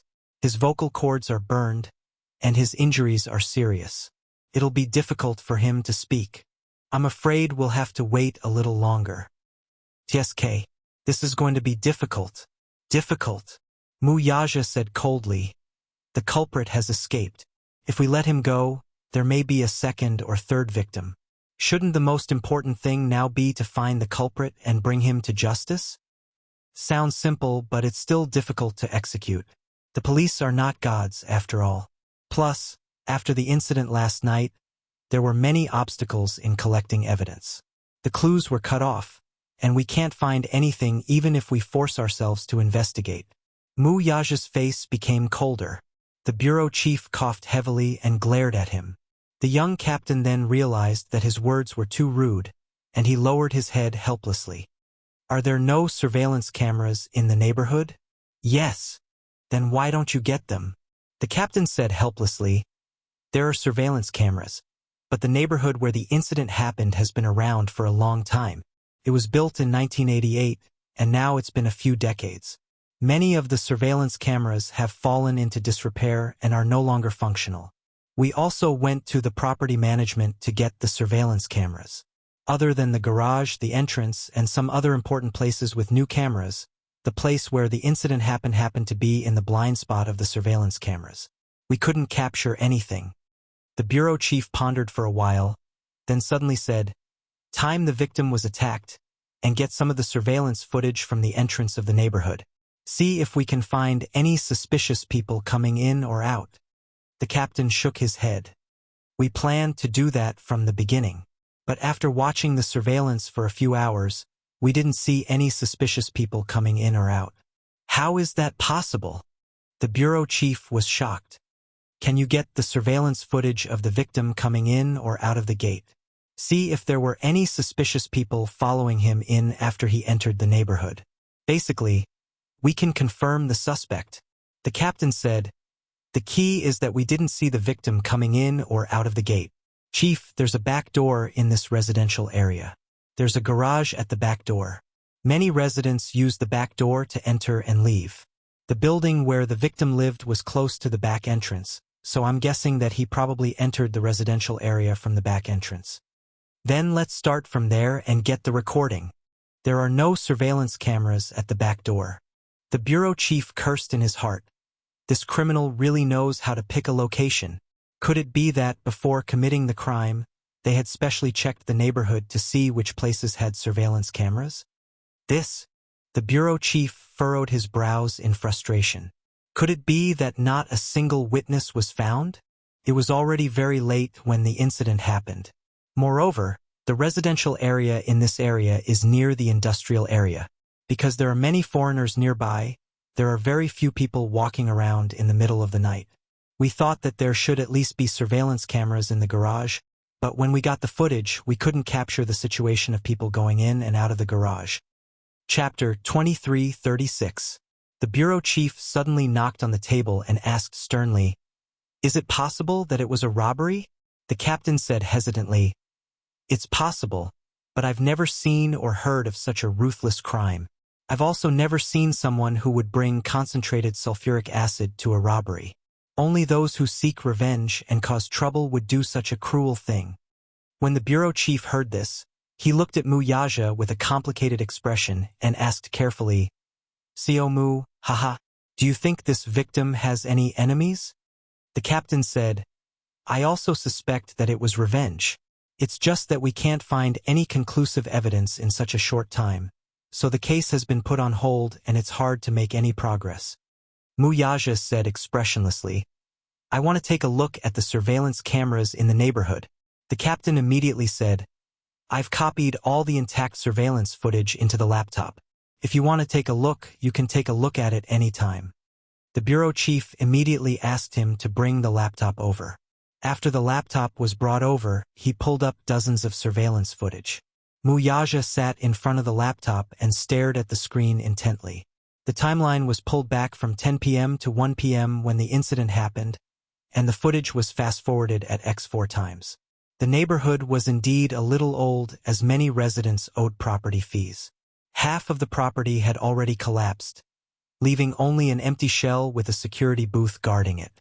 Over the years, there had been a problem with public security. Other than theft, there were also frequent robberies. However, most of the time, the criminals came for the property. After taking the property, they would not do anything that would harm the safety of others. The surveillance cameras in the garage were still new. The property management had only installed a new one after the residents complained that their cars were being stolen one after another. Wuxia sat there and watched the video for more than 2 hours as he shuffled it back and forth. The bureau chief and captain were also patient and watched from the side.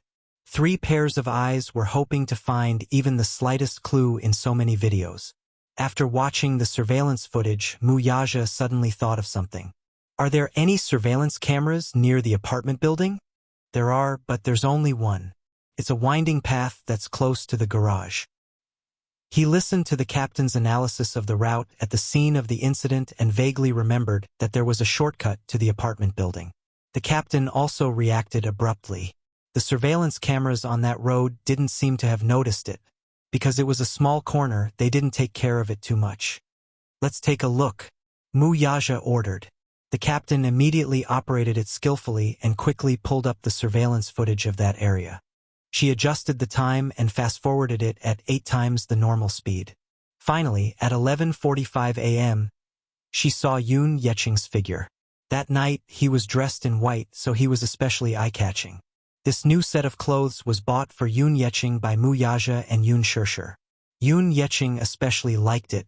After Yun Yeching passed by, a suspicious figure soon appeared in his line of sight. It was a man with short hair. He was neither tall nor short. He was dressed in black and wore a beret. He was dressed very ordinarily, so it was difficult to attract attention. It was the kind of ordinary that no one would notice if they walked on the street. Chapter 23:37. Dressed in black, he almost blended into the night. Coupled with the limited resolution of the surveillance camera, only his back could be seen.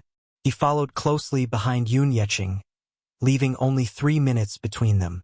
Judging from his behavior, he seemed to be very cautious. He did not carry anything suspicious in his hands. Mu Yaja paused the image and observed for a while. He found that the man's pockets were bulging. It was probably stuffed with a bottle of concentrated sulfuric acid. The captain took a screenshot and zoomed in twice, but the image instantly blurred when he zoomed in. Not to mention the man's facial features, even his clothes were indistinguishable. The captain grumbled, "This camera is really old.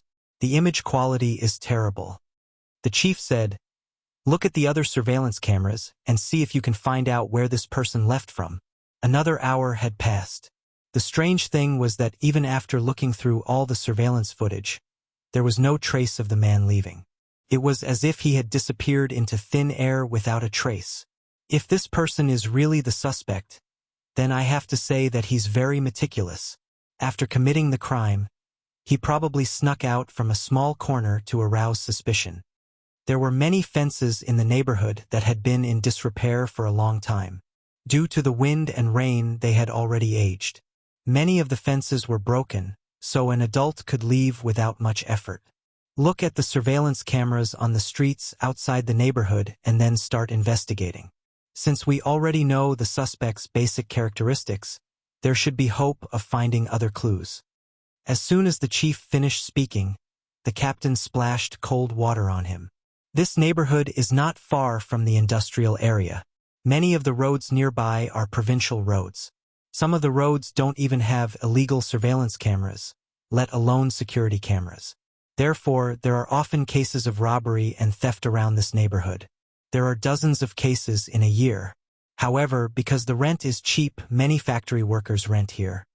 This was going to be tricky. It was difficult to make any progress just by knowing the suspect's basic characteristics. It was impossible to draw a criminal portrait just by looking at his back. In addition, there were no eyewitnesses. If they wanted to continue investigating this case, they could only rely on the victim's words to make further inferences. Return without any results? How was that possible? Basically, they didn't find any strong clues, but they still had to exert some pressure. Mu Yaja exerted a lot of pressure on the bureau chief and ordered him to have a lead on the case within 10 days. Even if they did not find the culprit, they had to at least determine the scope of the investigation. How could the bureau chief dare to offend this great Buddha, who was practically omnipotent in the capital? After putting on a fawning smile and speaking nicely, he finally managed to get this great deity to leave. As soon as Mu Yaja stepped out of the police station, the chief's face fell instantly. His face was full of resentment and his wrinkled face was full of anger. He was so angry at Mu Yaja that his facial muscles were stiff from smiling the whole time. He turned around and lashed out at the captain. "Did you hear that? He gave me 10 days. If there's no progress in 10 days, you can pack up and go back to the branch. You don't have to stay here anymore." Chapter 23:38. The captain, on the other hand, was young and had graduated from the police academy 5 years ago. He was considered young and promising to be able to climb to his current position. However, he was full of resentment when such a huge amount of pressure was placed on him. He thought to himself, if every case could be solved so easily, I wouldn't be sitting in this lousy position anymore. Do you think all cases are so easy to solve? These big shots are really interesting. With just a few words, they gave us a deadline, and they want us to solve the case within the stipulated deadline. Even if I were Sherlock Holmes, I wouldn't have such great ability. The bureau chief glanced at him. How could he not know what he was thinking? He said coldly, "Don't look at me. Just look at me. There's nothing on my face. Even if you see through my face, you won't be able to solve the case. Do you hear me? 10 days. Don't bother about the other cases for now. Just focus on this case. If you can't solve it, don't come and see me. Do you hear me?" Yes. When Yoon Shershur woke up, it was already 1 in the afternoon. The 2 little guys were still sleeping soundly. Yoon Shershur couldn't bear to disturb them, so she sneaked into the bathroom and called Gong Jie. On the other end, Gong Jie had just picked up the phone, but he didn't sound tired at all. "Sis, you're awake?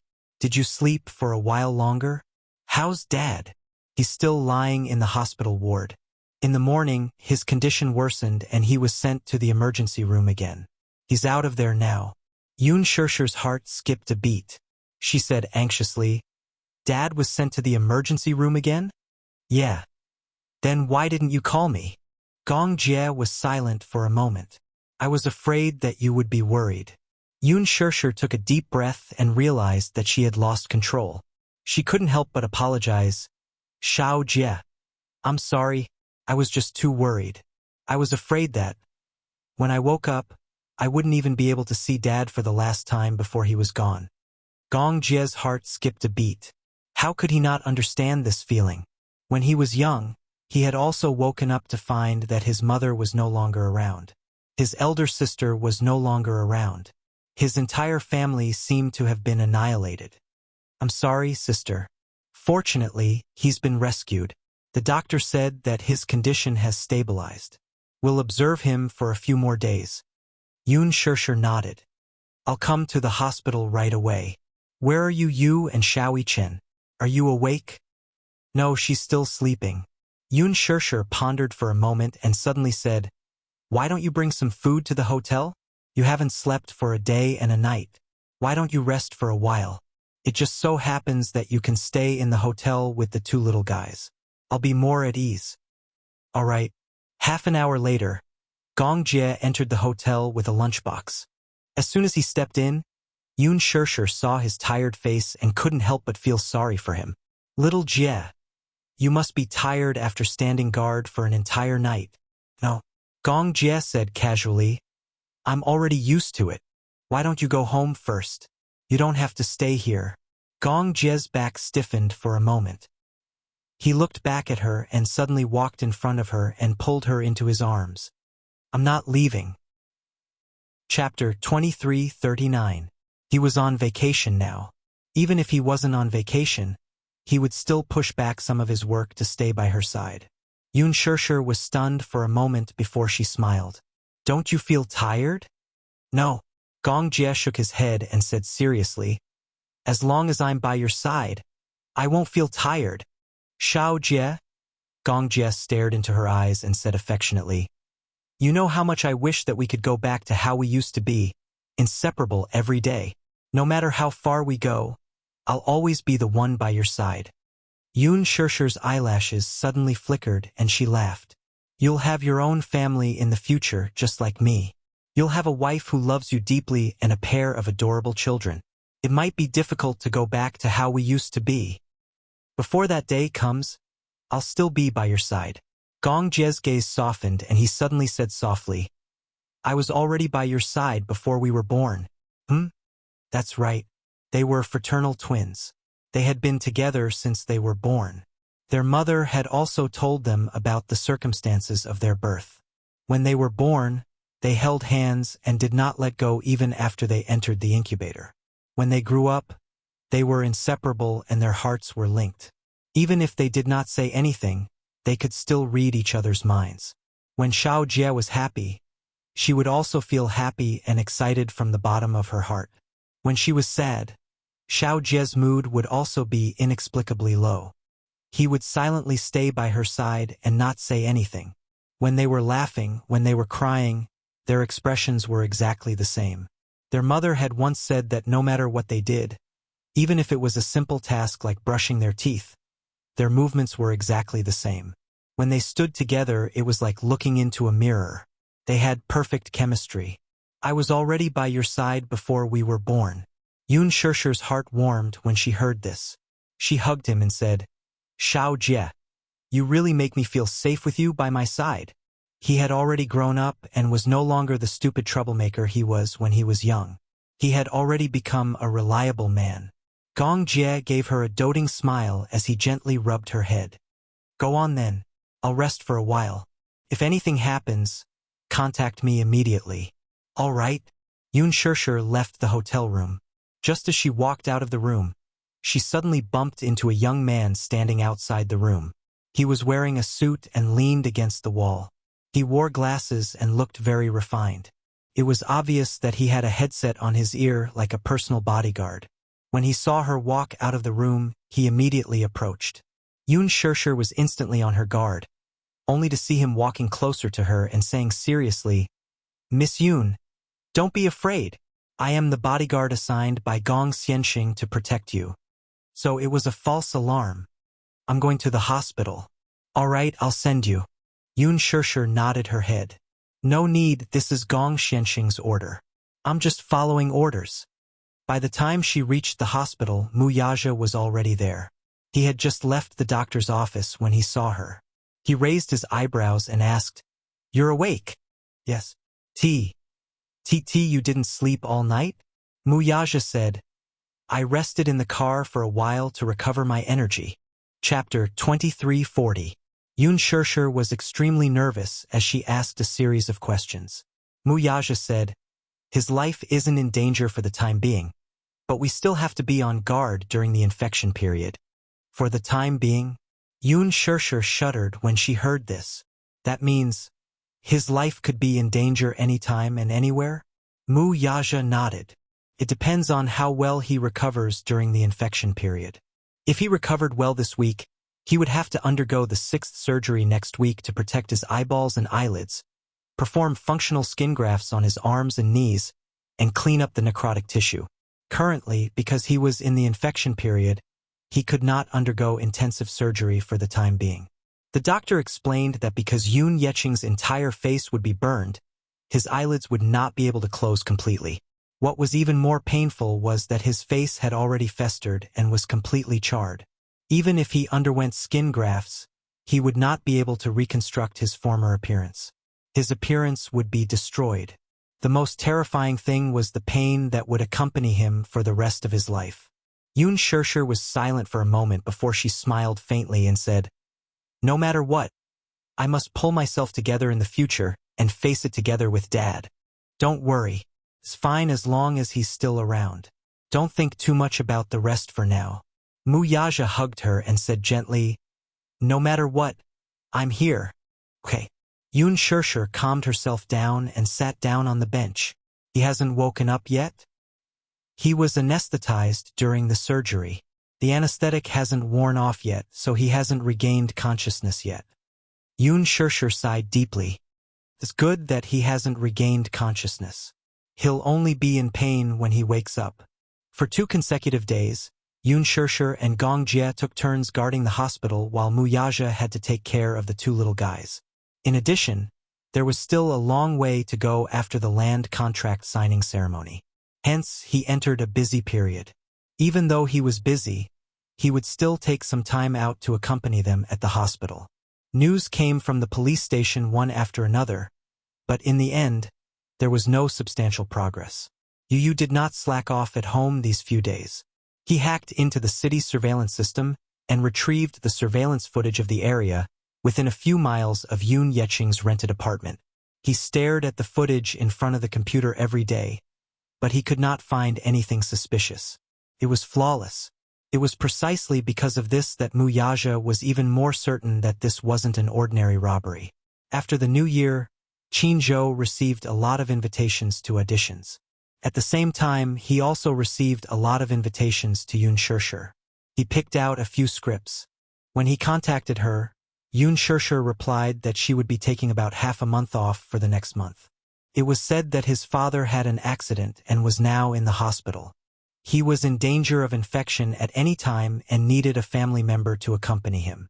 Qin Zhou was also a reasonable person.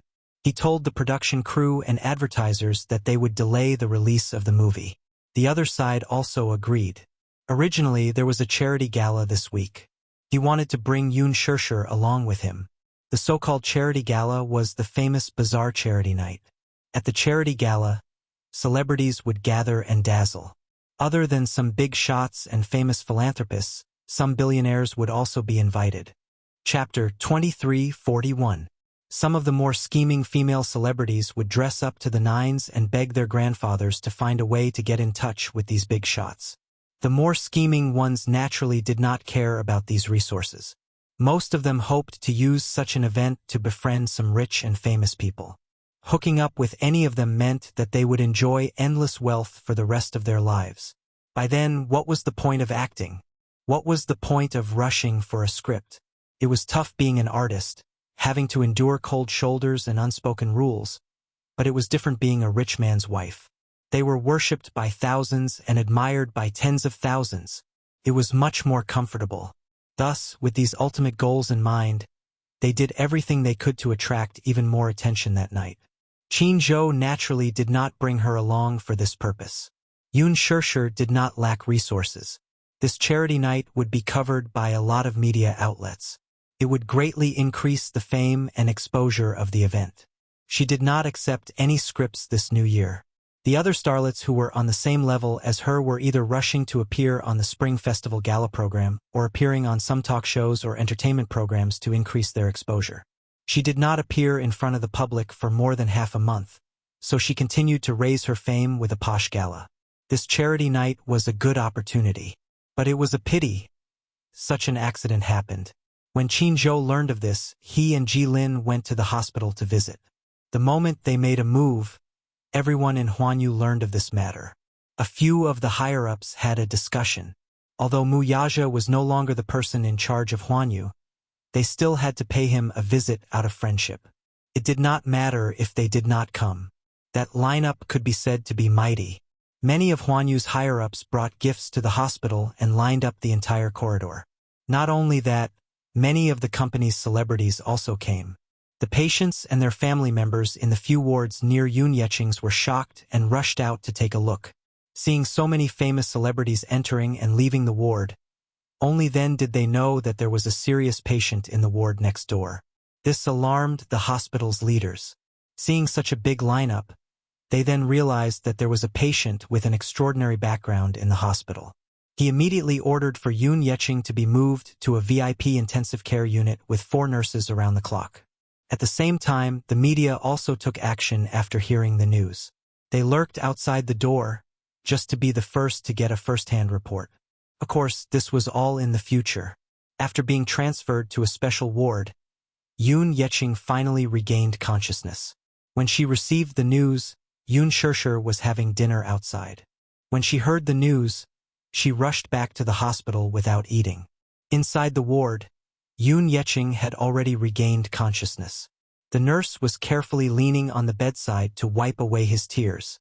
Because his eyelids were unable to close, it was difficult to close his eyes. Therefore, he had to wipe away the tears that flowed out in time. Otherwise, it would easily infect the wound. She rushed to the bedside and held onto the bed frame. She looked at him and said carefully, "Dad, can you hear me?" She didn't dare to touch him. Every part of his body was horribly burned. She only dared to speak to him cautiously. Chapter 2342.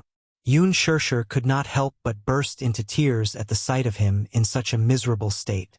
However, she held it in and choked out, "Dad, don't force yourself if you can't speak. Recuperate well. I'll always be by your side." The nurse said, "Miss Yoon, your father's vocal cords might be seriously damaged. It's still unknown if he can speak in the future. Right now, he can only slowly recuperate. How much can he recover?" Yoon Shirshir quickly nodded. "Dad, you don't have to answer me. Who attacked you that night? Do you know him? Is he your enemy, or is he a robber? If he's a robber, just move your finger slightly. Yun Yeching's breathing quickened when he heard that. His eyes turned red and watery at once. His eyeballs suddenly trembled as he frowned with difficulty. Then he gritted his teeth slightly. With reddened eyes, he raised a trembling finger. His thoughts suddenly ran wild. The image of the baby's red and wrinkled face when it was born seemed to appear in his eyes. Only the heavens knew how strong the joy and pride he felt when he became a father for the first time was.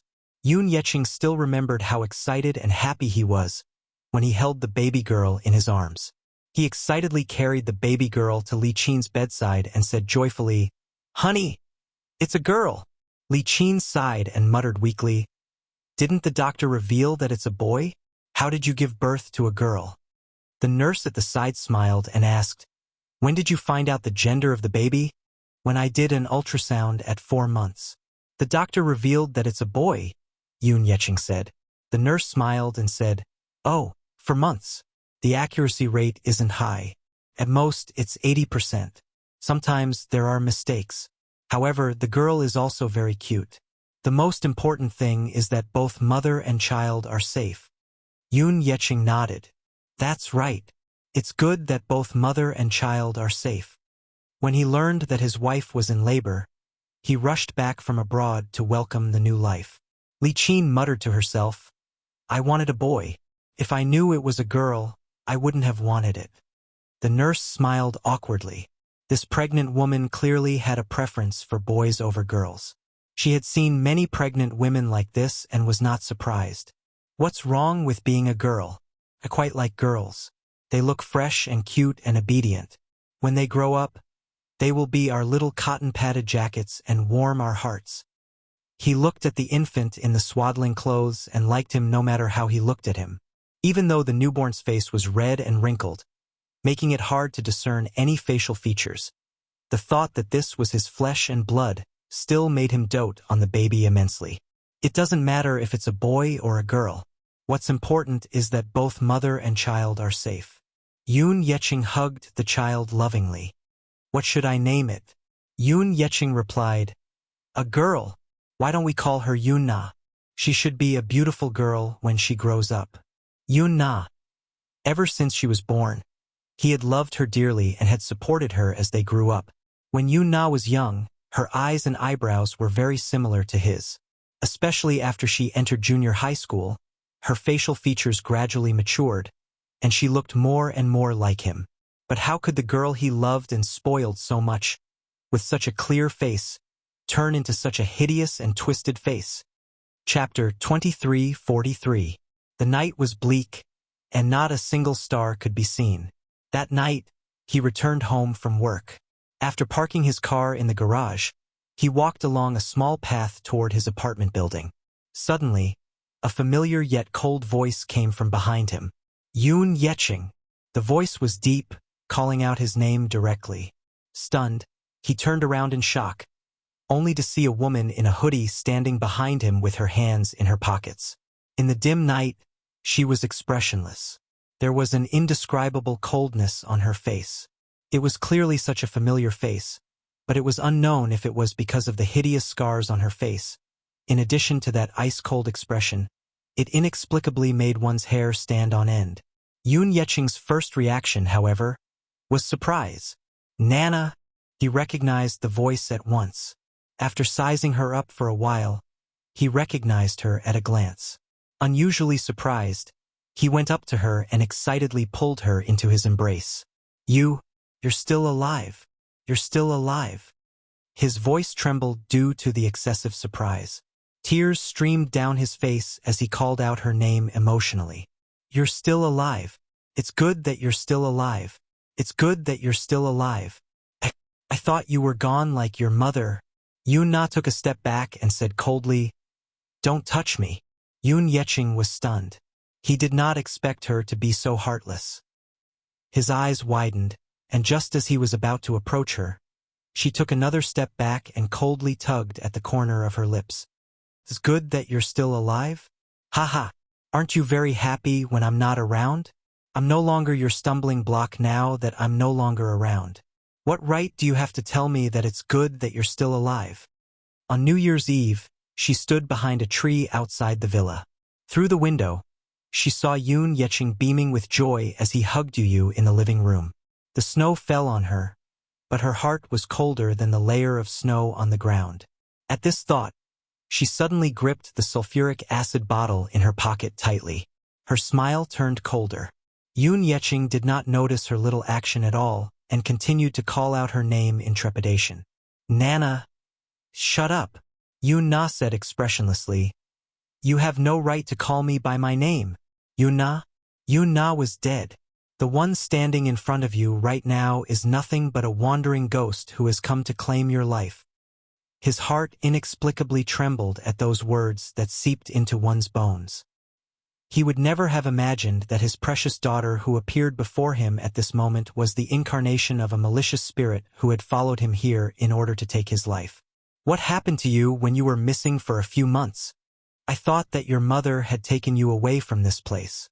When your mother's body was found some time ago, I was worried that something bad might have happened to you. But where have you been for the past few months? Where did he go?" "Haha, worried. Yoon Yeching, are you worried? Your wife and daughter are missing. But I see that you're living a happy and carefree life." Yoon Na looked as if she had heard a joke. If it wasn't for her, Li Qin would still be buried at the bottom of the sea. Not to mention her corpse. Even her bones, flesh, tendons, and skin would have been eaten clean by the fishes. Worried. Chapter 23:44. Yoon Na clenched the bottle of sulfuric acid tightly and lowered her head. Every muscle in her body was trembling with hatred. If one did not experience it personally, one would never understand the despair of struggling in the waves. How desperate she was at that time. At this moment, she hated Yoon Shirshir and Yoon Yeching so much. How much did she hate them? She wanted to skin them alive, pull out their tendons, and throw the B*Tisich into the sea to feed the fishes. She wanted to see with her own eyes how desperate they were when they died. He. Yoon Na's mouth cracked open and she suddenly laughed. She raised her head and stared at him with a pair of cold and bone-chilling eyes. Her laughter was so shrill that it was as if she was a malicious spirit that had climbed up from purgatory. Her voice was so cold and emotionless.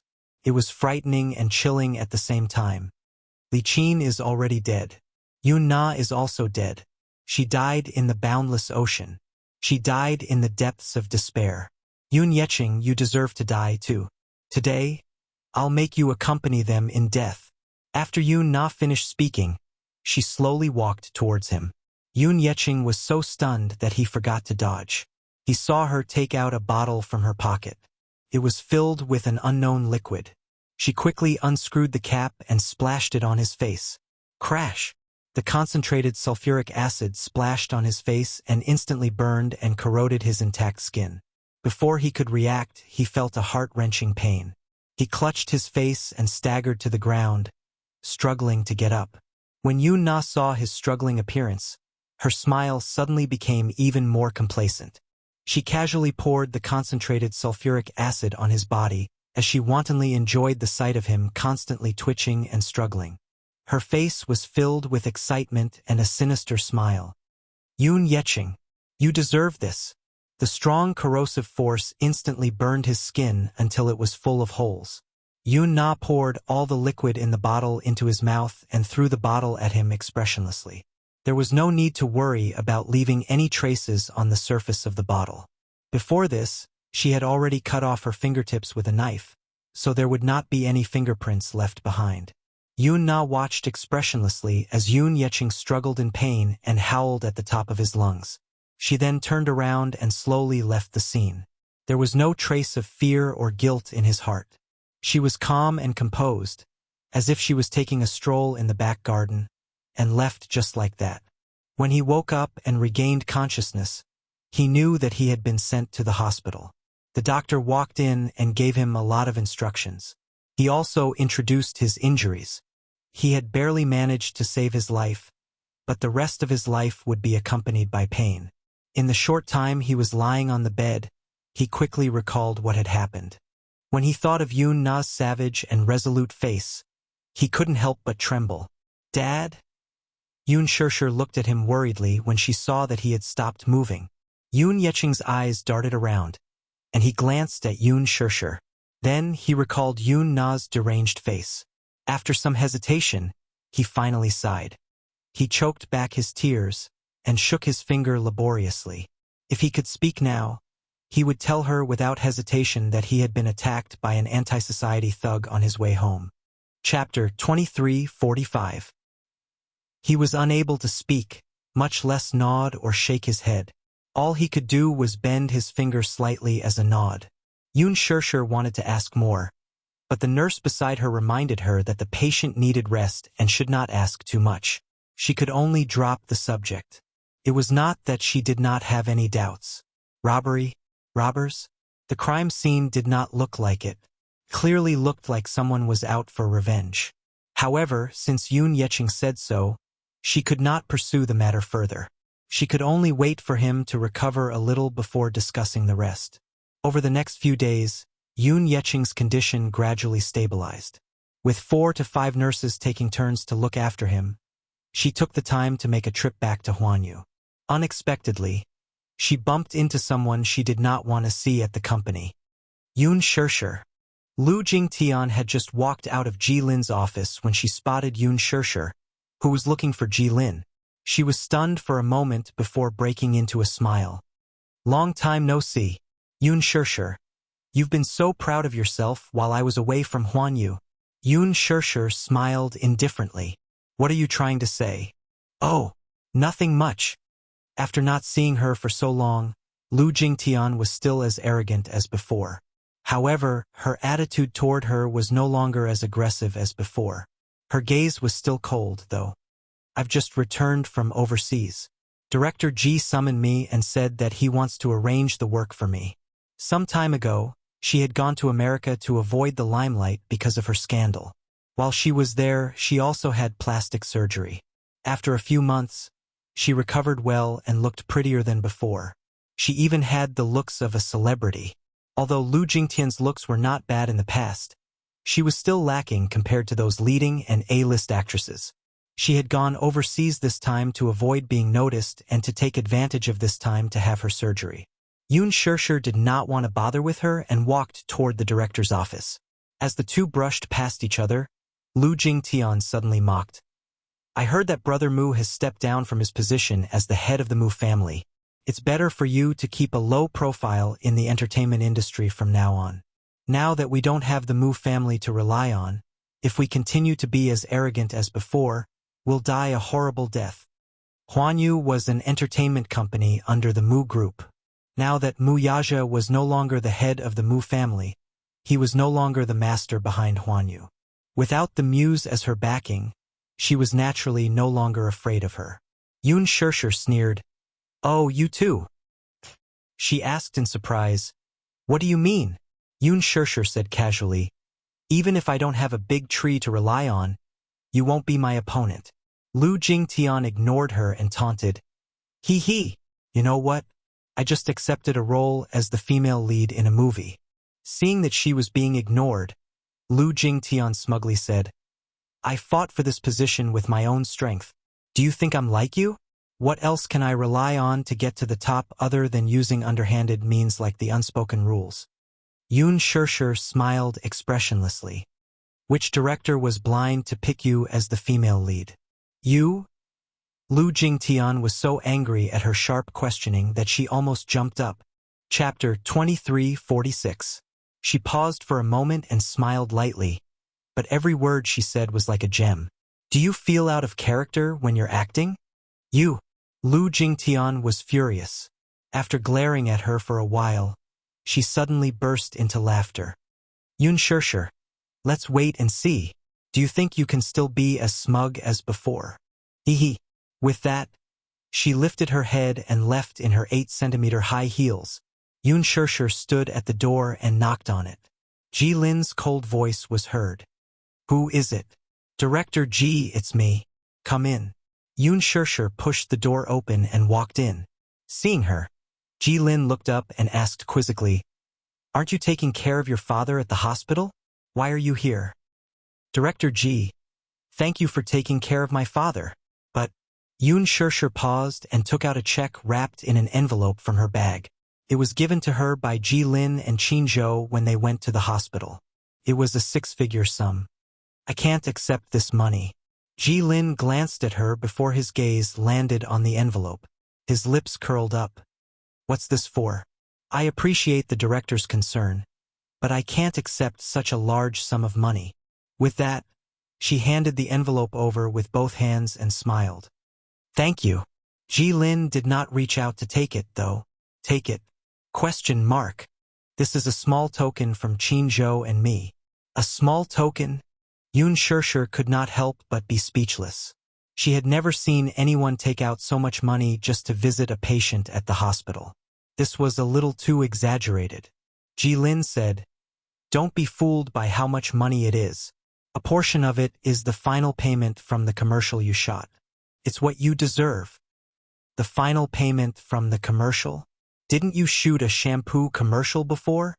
Yes, Ji Lin said concisely. This is the final payment. Did the advertiser not fork out a few million yuan at that time? Where did the final payment come from? Yoon Shirshir was skeptical. You came looking for me because of this? Yes. Ji Lin suddenly put down his work, looked up, and asked seriously, How is your father's injury? He's still under observation. He's slowly recovering. The last time I took a look, the injuries were very serious. His face is completely disfigured. Yoon Shirshir pursed her lips and nodded. Ji Lin asked worriedly, Is there any news from the police station? Have you caught the criminal? She shook her head. There's no news yet. The police said that because the criminal didn't leave any evidence and it was already very late at the time of the incident, they couldn't find any witnesses. So, it's very difficult to investigate. That's a lot trickier. Ji Lin suddenly probed. Could it be that your father offended someone with a strong background? No matter how I look at it, it seems like they're here for revenge. Otherwise, they wouldn't be so ruthless. That's what I suspected as well. But father didn't say much about it. He only said that it was a robbery. When can you come back to work? Probably next month. When my father's condition stabilizes, I'll be free. When she left Ji Lin's office, Yoon Shirshir pondered over his words. No matter how she looked at it, it seemed like they were here for revenge. Otherwise, they wouldn't be so ruthless. Revenge? Chapter 23:47. For a moment, she could not make sense of this matter. However, her eyelids kept twitching, and she had a feeling that this matter was not as simple as it seemed. Yoon Shirshir fell into a state of confusion. She bade farewell to Ji Lin and left Huanyu in a hurry. After she hurriedly got into the car and left, Lu Jingtian sat in the car expressionlessly and snorted. What a B***TSH. Her manager hurriedly said, Tian, don't waste any more time. You still have to pick out a gown with Miss Enya this afternoon. Okay, I got it.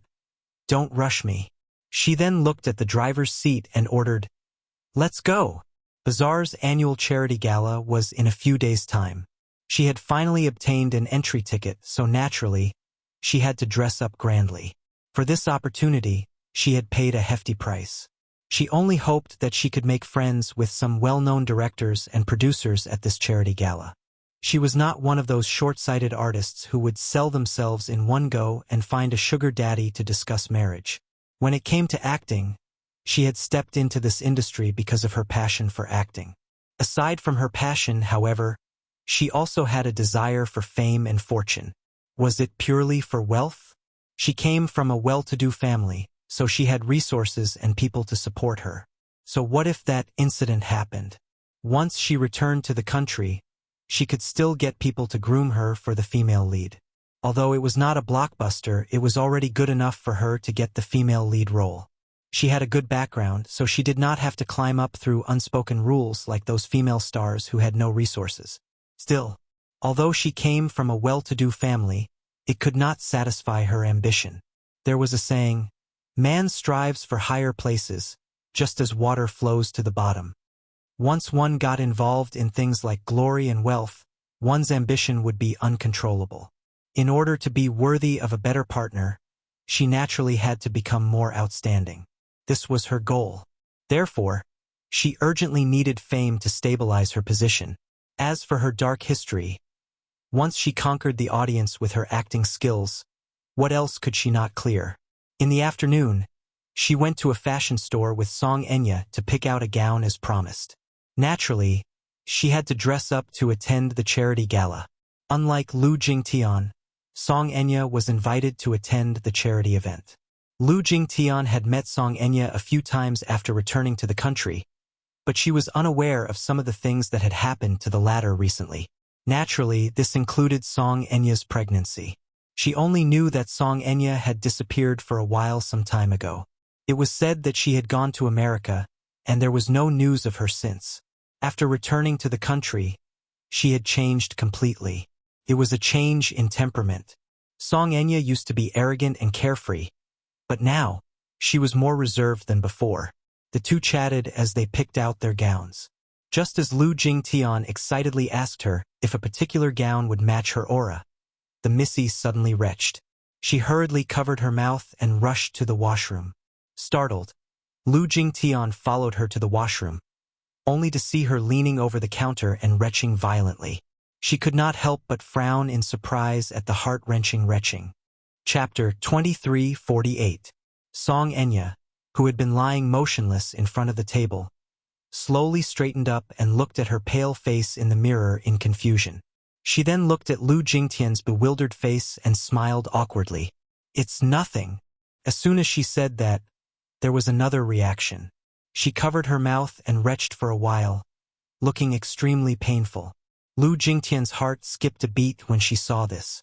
She raised a brow and could not help laughing dryly. "If it weren't for the fact that you don't have a boyfriend, I'd really suspect that you're pregnant." "No."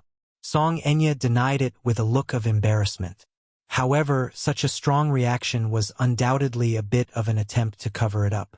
Lu Jingtian became even more suspicious. "Enya, you don't have to be so serious. Can't you tell that I'm joking?"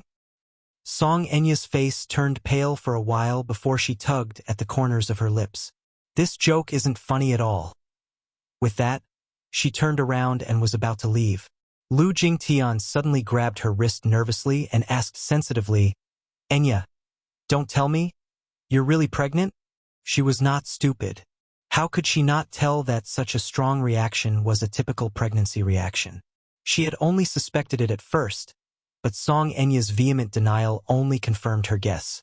She had noticed earlier that the packaging in Song Enya's bag was specially made for pregnant women and had the least amount of lead and mercury.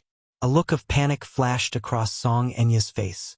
She took a deep breath and closed her eyes in pain as she slowly said, "Jingtun, I really don't know what to do."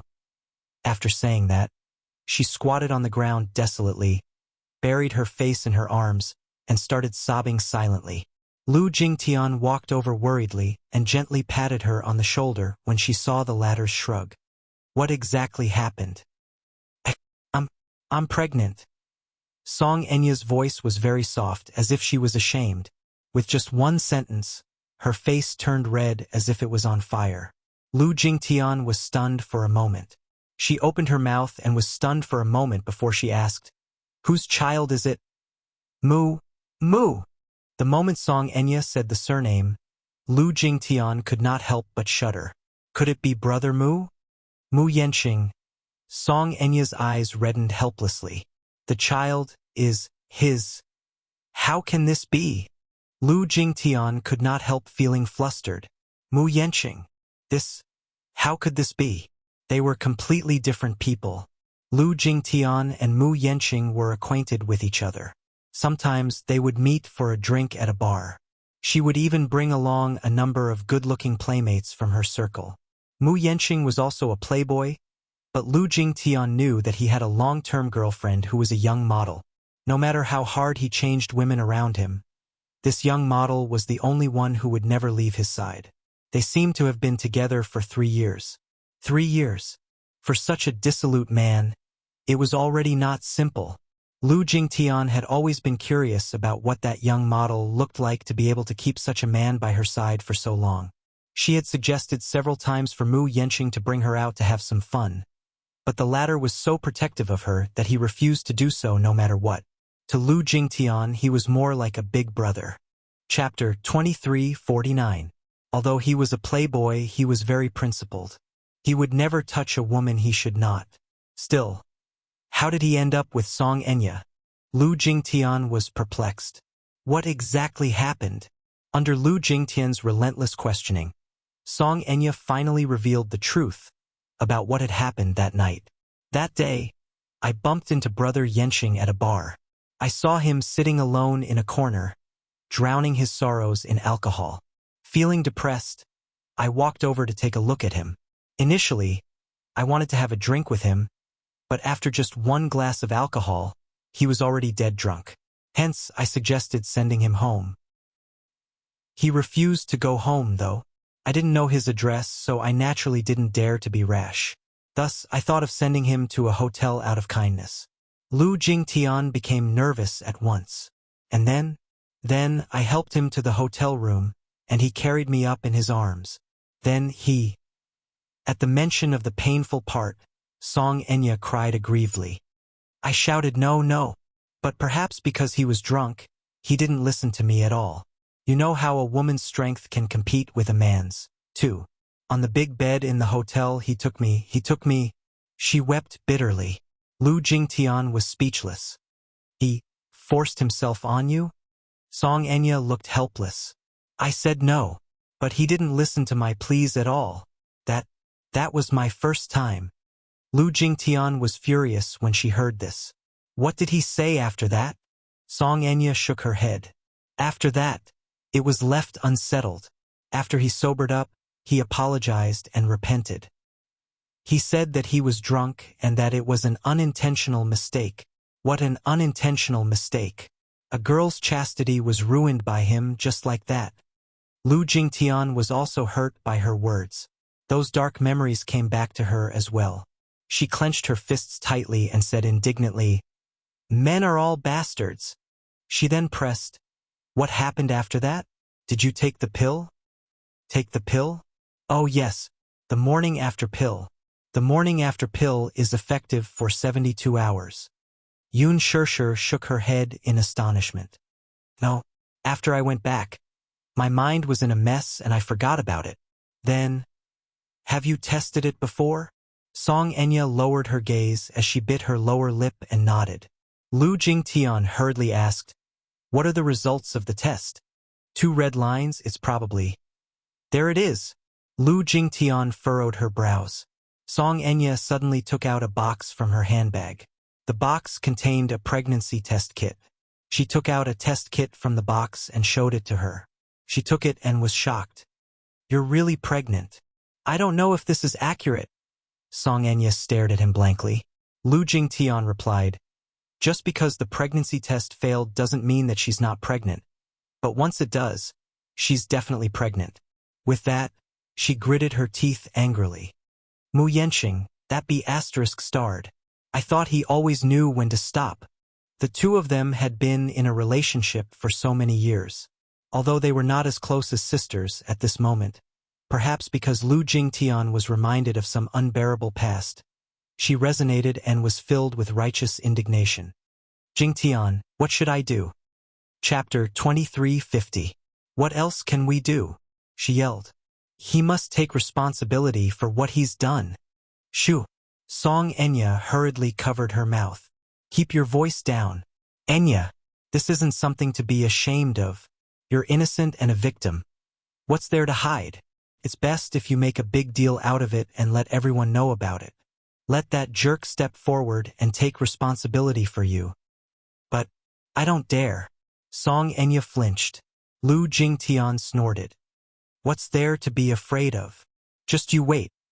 Isn't Mu Yenqing going to attend the charity event? When the time comes, I'll help you tell him that you don't have to feel ashamed. The one who should feel ashamed is him. Song Enya was touched. Jingtian. Thank you. Thank you so much. You've done so much for me. Lu Jingtian laughed coyly. We're good friends, after all. Don't worry. Although Mu Yenqing did such a thing, he won't deny you if you're pregnant. Okay. All right. There's no point in thinking so much now. Come and pick out an outfit for me. Okay. Lu Jingtian turned around. Behind her, the helplessness on Song Enya's face suddenly faded and was replaced by a smug smile. After picking out the gown and walking out, Lu Jingtian suggested shopping at a nearby mall to buy a bag. But Song Enya declined, saying that she was not feeling well and wanted to go home to rest. Since it was boring to be alone, Lu Jingtian was no longer in the mood to shop, so she waved her goodbye at the entrance. Song Enya took a taxi home directly, while Lu Jingtian's car was parked in the parking lot. It was already late at night by now. She walked toward the parking lot in her high heels. The wind was a little stronger at night, so she quickened her pace. Suddenly, she heard footsteps behind her. The path to the parking lot was sparsely populated, and the dim street lights elongated people's shadows. She initially thought that she was hallucinating, so she slowed down her pace. However, the person behind her slowed down as well. The two kept a distance of several meters, one in front and one behind. Lu Jingtian, however, could not help feeling a little wary. She stopped in her tracks and glanced behind her. Out of the corner of her eye, she vaguely caught a glimpse of a strange shadow behind her. She abruptly turned her head to look, only to see a person dressed in black standing behind her. The man was wearing a hooded sweater. Due to the hooded hood, his face was hidden in the darkness, so she could not see his face clearly.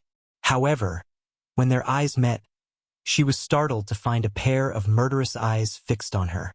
Seeing that she had stopped, the black-clothed man did not hesitate much. After a while, he lifted his feet and quickly walked towards her. Lu Jingtian caught sight of the dagger in the man's hand at once. Under the streetlight, the gleam of the dagger gave her a fright. Ah! Lu Jingtian's face turned pale with fright. Letting out a shriek, she turned around and ran toward the car. The black-clothed man behind her quickly chased after her. Lu Jingtian became timid and worried that it was a robber. She ran for her life until she saw her white car. Like a person drifting in the sea seeing a piece of driftwood, she rushed over with her hair disheveled and frantically banged on the car window. "Open the door! Open the door!" A series of screams alarmed the driver. Chapter 23:51. The chauffeur hurriedly unlocked the car. She opened the door, jumped in, and closed it. She was not completely scared out of her wits and even knew to lock the door from the inside. After getting in, she felt a sense of security. She leaned against the car window and looked out, but she did not see that suspicious person again. Still, she could not be completely at ease as she shouted, "Drive! Drive! Miss Jingtian, what's wrong?" She panicked. Someone is chasing after me. He's giving off a murderous aura." The chauffeur was a little surprised. He looked in the direction she was running from but did not see anyone suspicious. "Drive quickly. Hurry." She was scared out of her wits as she waved her hands and gave orders. The chauffeur muttered inwardly, "What's this missy up to again?" Still, he did not dare to neglect her orders. He immediately started the car and slowly drove out of the parking lot. Not far away, a man in black stood out from behind a tree. He looked expressionlessly in the direction the car had left in before coldly turning to leave. Lu Jingtian's sharp eyes caught sight of his figure in the rearview mirror. She turned around abruptly, but he was no longer there. Could it be that her eyes were playing tricks on her? She was too paranoid. The chauffeur said, "It was a false alarm. I didn't see anyone suspicious on the way here." She sucked in a deep breath of cold air. However, when she turned around, she could clearly feel that person's murderous aura. "Miss Jingtian, do you want me to send you home now?" "Yes, let's go back." Lu Jingtian still had lingering fears even after she reached home. When she stepped into the dark room, she jumped in fright and quickly turned on the lights. Only when the room was brighter did she feel slightly more at ease. She thought back to the person who had deliberately followed her. He gave off an inexplicable sense of familiarity and was not a stranger. It was déjà vu. However, no matter how hard she tried, she could not recall anything. "Forget it. Don't let your imagination run wild. I must take care to rest well these few days, lest it affects my complexion. I won't be beautiful on the day of the charity banquet." Lu Jingtian went to bed early. 5 days later, the charity banquet arrived as scheduled. That night, the bizarre charity banquet was held at 8 o'clock in the evening. The stars on the red carpet. There were many celebrities and famous entrepreneurs in the charity industry invited to the charity banquet. Most of the entrepreneurs who attended the charity banquet had a tacit understanding of their motives. To hunt for beauties, for food. Who was genuinely here for charity? For charity? How many peoples of their hearts? The ulterior motive was not in the wine. These entrepreneurs were shrewd. At the banquet, there would be some famous people's calligraphy and paintings, or private collections, and the proceeds from the auction would all be used for public welfare. There were plenty of connections as twos, of course. At the climax of the party, there would also be a charity donation. Of course, to the rich, and of that to the rich, to of the rich, to make. To of course, to. Twos. Of course, SS of them, of course. Of an, and that was of to the of course. Chapter 23:52. If they donated a lot, they could even be worshipped by the public, which was very respectable. With their status, they no longer cared about money and only wanted to be in the limelight. Mu Yanqing was here. Lu Jingtian and Song Enya entered the venue and immediately spotted the man who was surrounded by a host of admirers. Lu Jingtian was about to walk over when she saw him walking in another direction with 2 glasses of wine in his hands. He stopped in front of a woman. Lin Shuya. Lu Jingtian was taken aback. Since when did Mu Yanqing and Lin Shuya get so close? Song Enya bit her lower lip and muttered. I heard that the Muse have arranged a marriage for him. The other party is Lin Shuya, the daughter of the Lin family. The two have met, and they're probably getting to know each other better now. Lu Jingtian was indignant. That's too much. He did that to you. Doesn't he intend to give you an explanation? Compared to the Lin family's daughter, I naturally don't have enough weight. If he can get a marriage alliance with the Lin family, his status in the Muse will also rise with the support of such power. Be ****. Lu Jingtian scolded again. Forget it. Song Enya was obviously going to give up. Anyway, he has no intention of taking responsibility. Why don't we just abort the child and cut off all ties? How can we do that? Lu Jingtian disagreed. Enya, don't you know how cruel an abortion is to a woman? You haven't even taken the first step. So how can you give up? Besides, she paused for a moment before continuing. To be fair, marrying Mu Yanqing isn't a bad choice for you either. But we have no feelings for each other. Can we be happy if we get married? Marriage is different from dating. What's the point of talking about marriage when it's already at this stage? Lu Jingtian was very clear about it. As long as he marries you and gives you a status, you won't have to worry about food and clothing in the future. What's the point of having a relationship? Enya, you should know what you want. Song Enya kept quiet at the side. Lu Jingtian could not stand it anymore. She stomped her feet and reminded her, Stay here and wait for me to come back. With that, she walked toward Mu Yanqing. Song Enya pretended to stop her, but she did not stop her from leaving. Smiling inwardly, she turned around to chat with the others. In the venue, the lights were elegant and the lights were intertwined. Mu Yanqing and Lin Shuya were talking about something. Compared to the estrangement and aggressiveness they had when they first met, Lin Shuya was much more restrained now. When they talked about something interesting, she would even chime in with a smile. Mu Yanqing was greatly encouraged. She no longer had such a strong sense of rejection and enmity towards him. Being with him was actually a good start. Right now, the man had long forgotten about the unpleasantness between him and Song Enya that day. Hence, when she appeared in front of him in a fit of rage, he was still at a loss. Jingtian? He smiled and sized her up. You're here too? Of course. I also received an invitation. Naturally, Lin Shuya did not have a good impression of this woman who had appeared out of nowhere. She sneered and did not give her any face. Oh, why didn't I see your name on the invitation list? Chapter 23:53. She stood between the two and said to Lin Shuya, Please leave us alone for a while. I have something to discuss with Brother Yenqing. Oh, are you chasing me away? Lin Shuya naturally did not fall for this trick. Holding the wine glass, she raised a brow and said, I'm sorry, but I like to stand here. You have no right to obstruct me. All right, it's fine if you don't leave. Lu Jingtian could not wait for her to stay. She suddenly took out a box from her exquisite handbag and threw it in front of Mu Yenqing. She said coldly, Brother Yenqing, take a look for yourself. Look at what you've done. Mu Yenqing picked up the box nonchalantly, only to see that it was a pregnancy test kit. His eyelids twitched violently. What is this?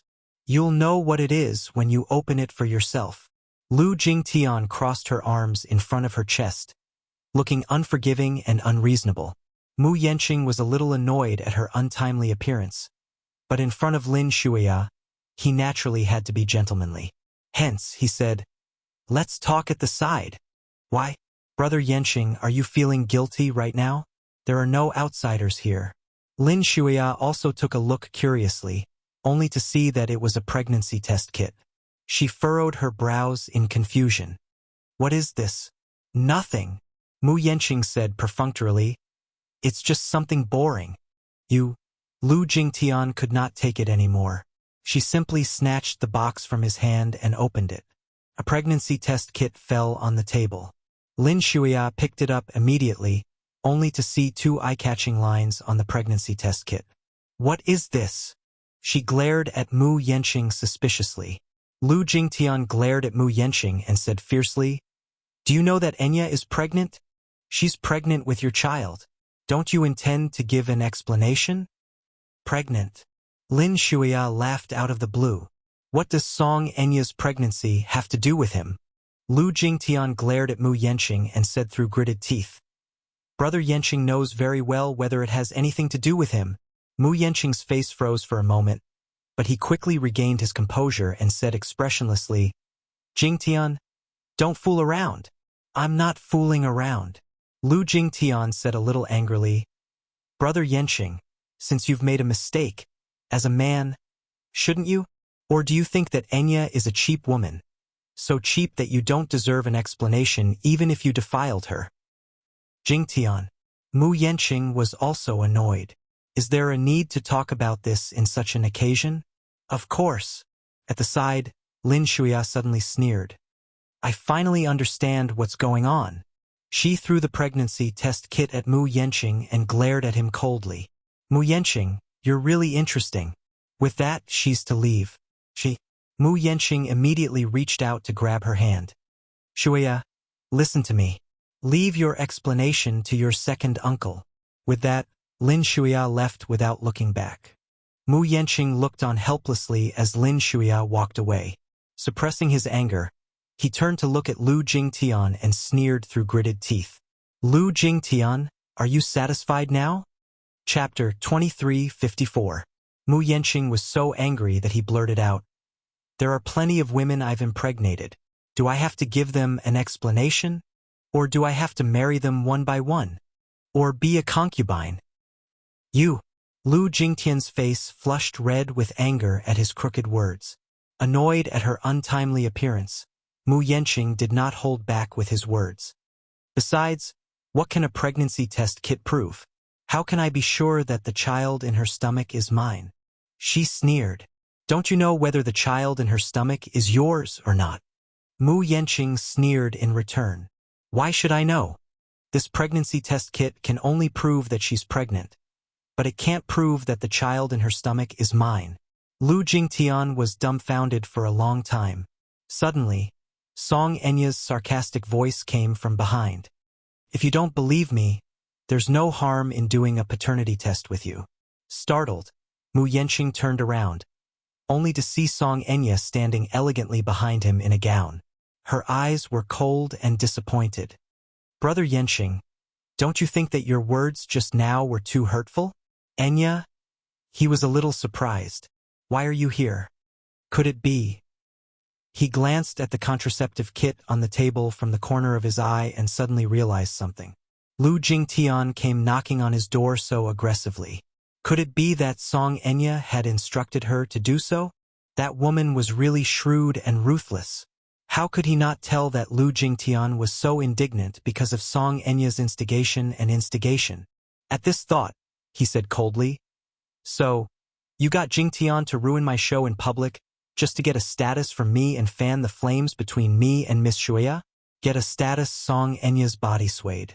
Clearly, she had suffered a blow. This was definitely not an act. Her heart was really pierced by this sentence. Get a status? She had always been such an arrogant person. Apart from Brother Mu, she did not care about any other man. Now, however, she was so lowly that she did not hesitate to use underhanded means to tie up a man and demand a marriage with no status. How did she fall to such a lowly state? At the side, Lu Jingtian grumbled in dissatisfaction. Calling her Miss Shuya is really nice. Calling her so intimately? But why don't you think about it?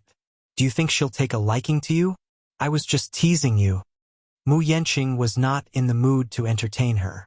Feeling a stab of pain in her heart, Song Enya mocked coldly, "Brother Yanqing, you're such a disappointment. Since you already have Lin Shuya, why are you still provoking me? I'm innocent. Do you think I'm happy to have this child?" She raised her voice slightly, and the surrounding guests heard her angry voice and turned their heads curiously. They looked around and whispered to each other. "Isn't that the eldest daughter of the Song family? Why is she with young Master Yanqing?" The two of them look a little ambiguous. Could it be? Mu Yanqing warily scanned his surroundings and immediately took a step forward to grab her hand. He then turned around and led her to a remote corner. Banquet hall, corridor, dead end. Very few people passed by. Chapter 23:55. Along the way, Song Enya kept struggling, but Mu Yanqing refused to let go of her. When they reached a corner, he suddenly pressed her against the wall and stared at her fiercely. He sneered expressionlessly, "Song Enya, what tricks are you up to?"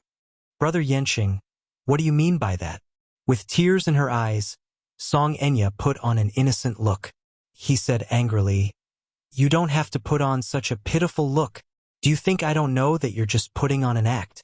Tell me, where did the child come from?" "What do you mean?" "I'm warning you again. Don't play tricks with me." Mu Yanqing pinched her face hard and gritted his teeth. "Song Enya, it's not that I haven't played with women before. On the contrary, I'm very sensitive to women's bodies. If I really touched you, I'd have a reaction to your body. Also, even if we really did have sex that night, how long has it been since you announced that you're pregnant? You're just trying to blow this matter up so that I'll have no choice but to bow down to you and marry you because of public opinion. Isn't that right?" Song Enya was stunned. Tears welled up in her eyes, but she was still engrossed in her act. "Brother Yanqing, you're shameless and despicable. It's clearly you're the one who bullied me. How can you accuse me like this? Do you think I want to be pregnant? I wish that this had never happened. How can you bear to falsely accuse me like this?" "Falsely accuse?" Mu Yanqing's lips suddenly curved into a sinister smile. "The next day I went for a blood test." Song Enya was stunned and her expression froze. Guess what the test results were? Mu Yanqing leaned forward and whispered into her ear with a sneer, "The wine I drank was laced with a knockout drug. That night, you were the only person I came into contact with. Unfortunately, something like that happened. Song Enya, how can I not suspect that you're trying to get close to me with ulterior motives? I don't know how this child in your stomach came about or whose it is. Don't even think about making use of me." Song Enya turned pale with fright. She did not expect him to be so astute as to go to the hospital for a checkup the next day after leaving the hotel. Actually, he did not suspect anything about his one-night stand with Song Enya that morning, but Jiang Qiming's appearance made him suspicious instead. There was no such coincidence. If something really happened between him and Song Enya in a drunken stupor, then how did Jiang Qiming obtain such accurate information, even down to the room number? He suspected that Song Enya had told Jiang Qiming about what had happened last night, but the helplessness and panic that the Missy had displayed at that time were clearly out of her wits. Even when he approached and comforted her, She was so frightened that she shrank into a corner and broke down emotionally. It was hard to imagine how she could tell Jiang Qiming the exact same thing and calmly tell her the hotel address and room number when she lost control of her emotions. It was self-contradictory. The appearance of such a coincidence was rather abrupt. Mu Yanqing calmed down. No matter how he thought about it, he could not shake the feeling that something was amiss. Chapter 2356. Just as Jiang Qiming had said, although he was not as shrewd as Mu Yaja, he was not an ordinary person to be able to get to where he was. Hence, after leaving the hotel, he went to the hospital for a checkup. What made him suspicious was that after he woke up, his memory of everything that had happened after he was drunk was blurry. How could he be so drunk after drinking more than a bottle of red wine? Waking up with a splitting headache was not a normal reaction after a hangover. Besides, he had a good tolerance for alcohol, so he would not be so drunk that he could not even remember what had happened last night.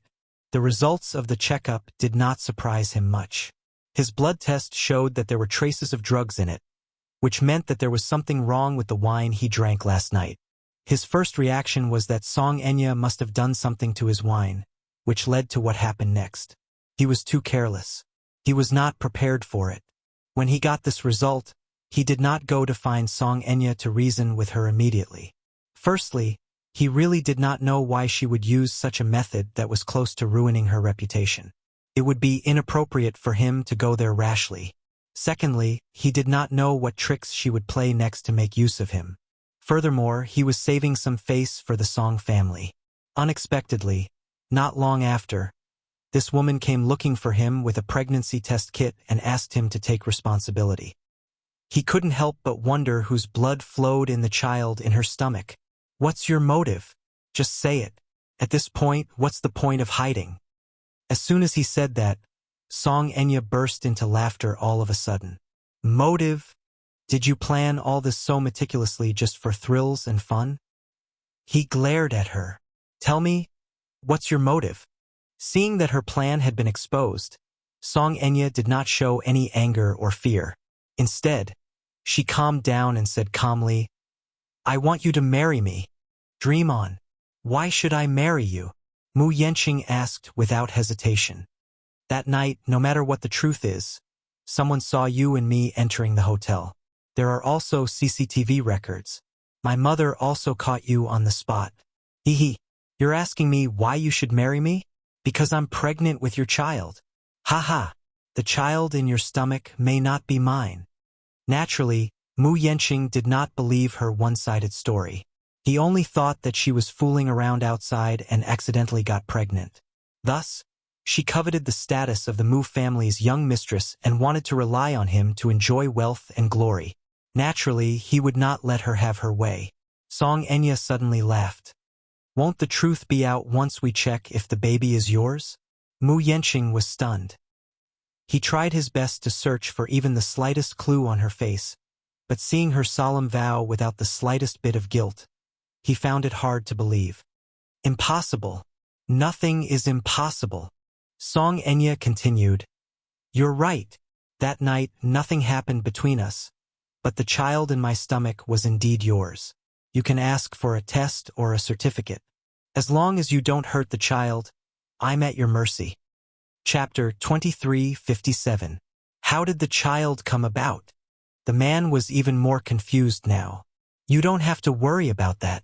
All you need to know is that you're the child's biological father, and there's an undeniable blood relationship between you. What the hell? He was so annoyed that he wanted to just walk away. Song Enya calmly said from behind, Mu Yanqing, wake up and be more rational. Right now I need you and you need me too. Don't count on the marriage alliance with the Lins anymore. Who do you think you are? An arrogant woman like Lin Shuya will never take a fancy to you. Don't you just want to be the head of the Mu family? Marry me, and with the Song family's power, we'll be able to help you. As long as you marry me. Mu Yanqing's footsteps paused, but he did not look back. After a moment of silence, he strode away. Song Enya tried to pull herself together until he was gone. Her body went limp and she leaned against the wall with her arms hanging limply by her side. Ha, how can I be so shameless? Forget it. Since I've already taken this step, there's no turning back. I can only get what I want by hook or by crook. When she returned to the banquet hall, Mu Yanqing was nowhere to be seen. Seeing her return, Lu Jingtian anxiously went up to her and asked worriedly, "Enya, what were you two doing just now?" I saw Mu Yanqing leave in a huff. He seemed to be very angry. "It's nothing. I just had a showdown with him." Song Enya turned around and smiled elegantly. "Jingtian, if I become the young mistress of the Mu family, will you give me your blessings?" "Why, of course." Lu Jingtian was stunned. "Have you really let go of brother Mu, though? Don't you miss him anymore?" Song Enya calmly replied, "Naturally, I'll let go of what I shouldn't be thinking about. Jingtian, I'm no longer the old Song Enya. The old Song Enya is already dead.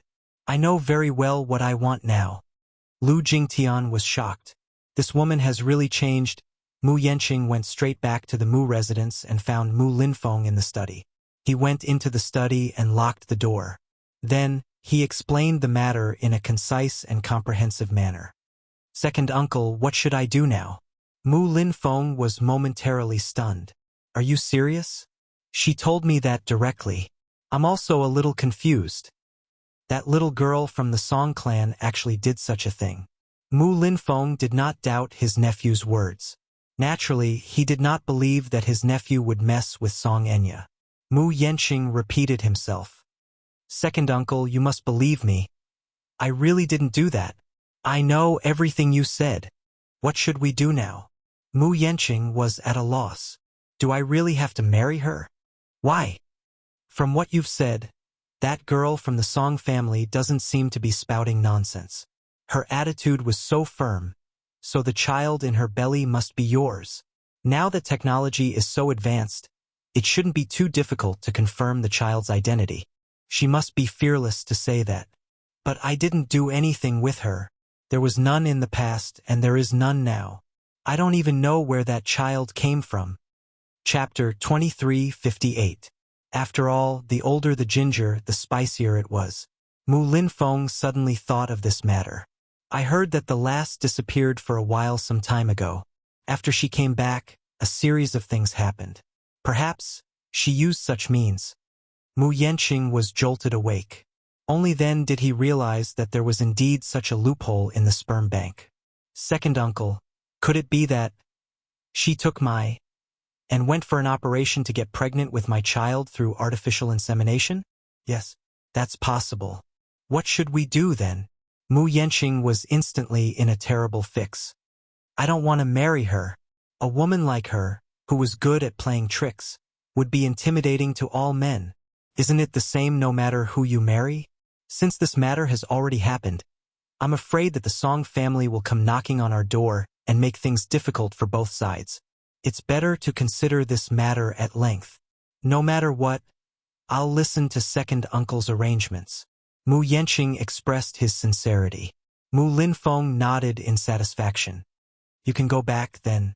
I still have a lot of things to worry about, so let's put this matter aside for now." "Okay." Mu Yanqing stood up, nodded, and retreated. During the charity night, Lu Jingtian befriended a few producers and successfully obtained some good resources. One of them was a big movie that had recently started casting in full swing. This might be a good start for her. By the time she returned from an audition, it was already 11 p.m. When she passed by a pub, she parked her car at the side and asked a few of her best friends to have a drink. She sat in a private room on the second floor and quietly listened to the live broadcast. Just as she was feeling bored, she suddenly caught a glimpse of a dark figure slowly walking over from an unknown corner until it stopped beside her. Lu Jingtian's heart skipped a beat. She raised her head in alarm and suddenly met a pair of eyes that resembled black holes. A chilling, murderous aura assaulted her like invisible blades stabbing into her body. This person was not unfamiliar to her. Lu Jingtian recognized him at once. He was the man in black who had been tailing her that night. She was still wearing the hoodie she had worn that day. With the hood on her head, her facial features were hidden in the shadows. Under the dim light, it was impossible to see her silhouette clearly. However, one could vaguely see the hideous scars on her face. coupled with such a ferocious and terrifying face and the terrifying aura on his body. There was no doubt that he was a malicious spirit that had come to claim his life. Ah! Lu Jingtian's face turned pale with fright. She opened her mouth to let out a scream, but it was quickly silenced. She lowered her head in a daze and looked at the man's outstretched hand. A sharp dagger poked out from his sleeve and was pressed against her waist. "Don't call me that." That person's voice was extremely cold and heavy, like the sea in the middle of the night, incomparably cold. Due to this kind of deterrence, she didn't dare to make a sound for a while. You want? What do you want?" Lu Jingtian's lips quivered as she asked with a pale face. The man in black smiled and sat down directly opposite her.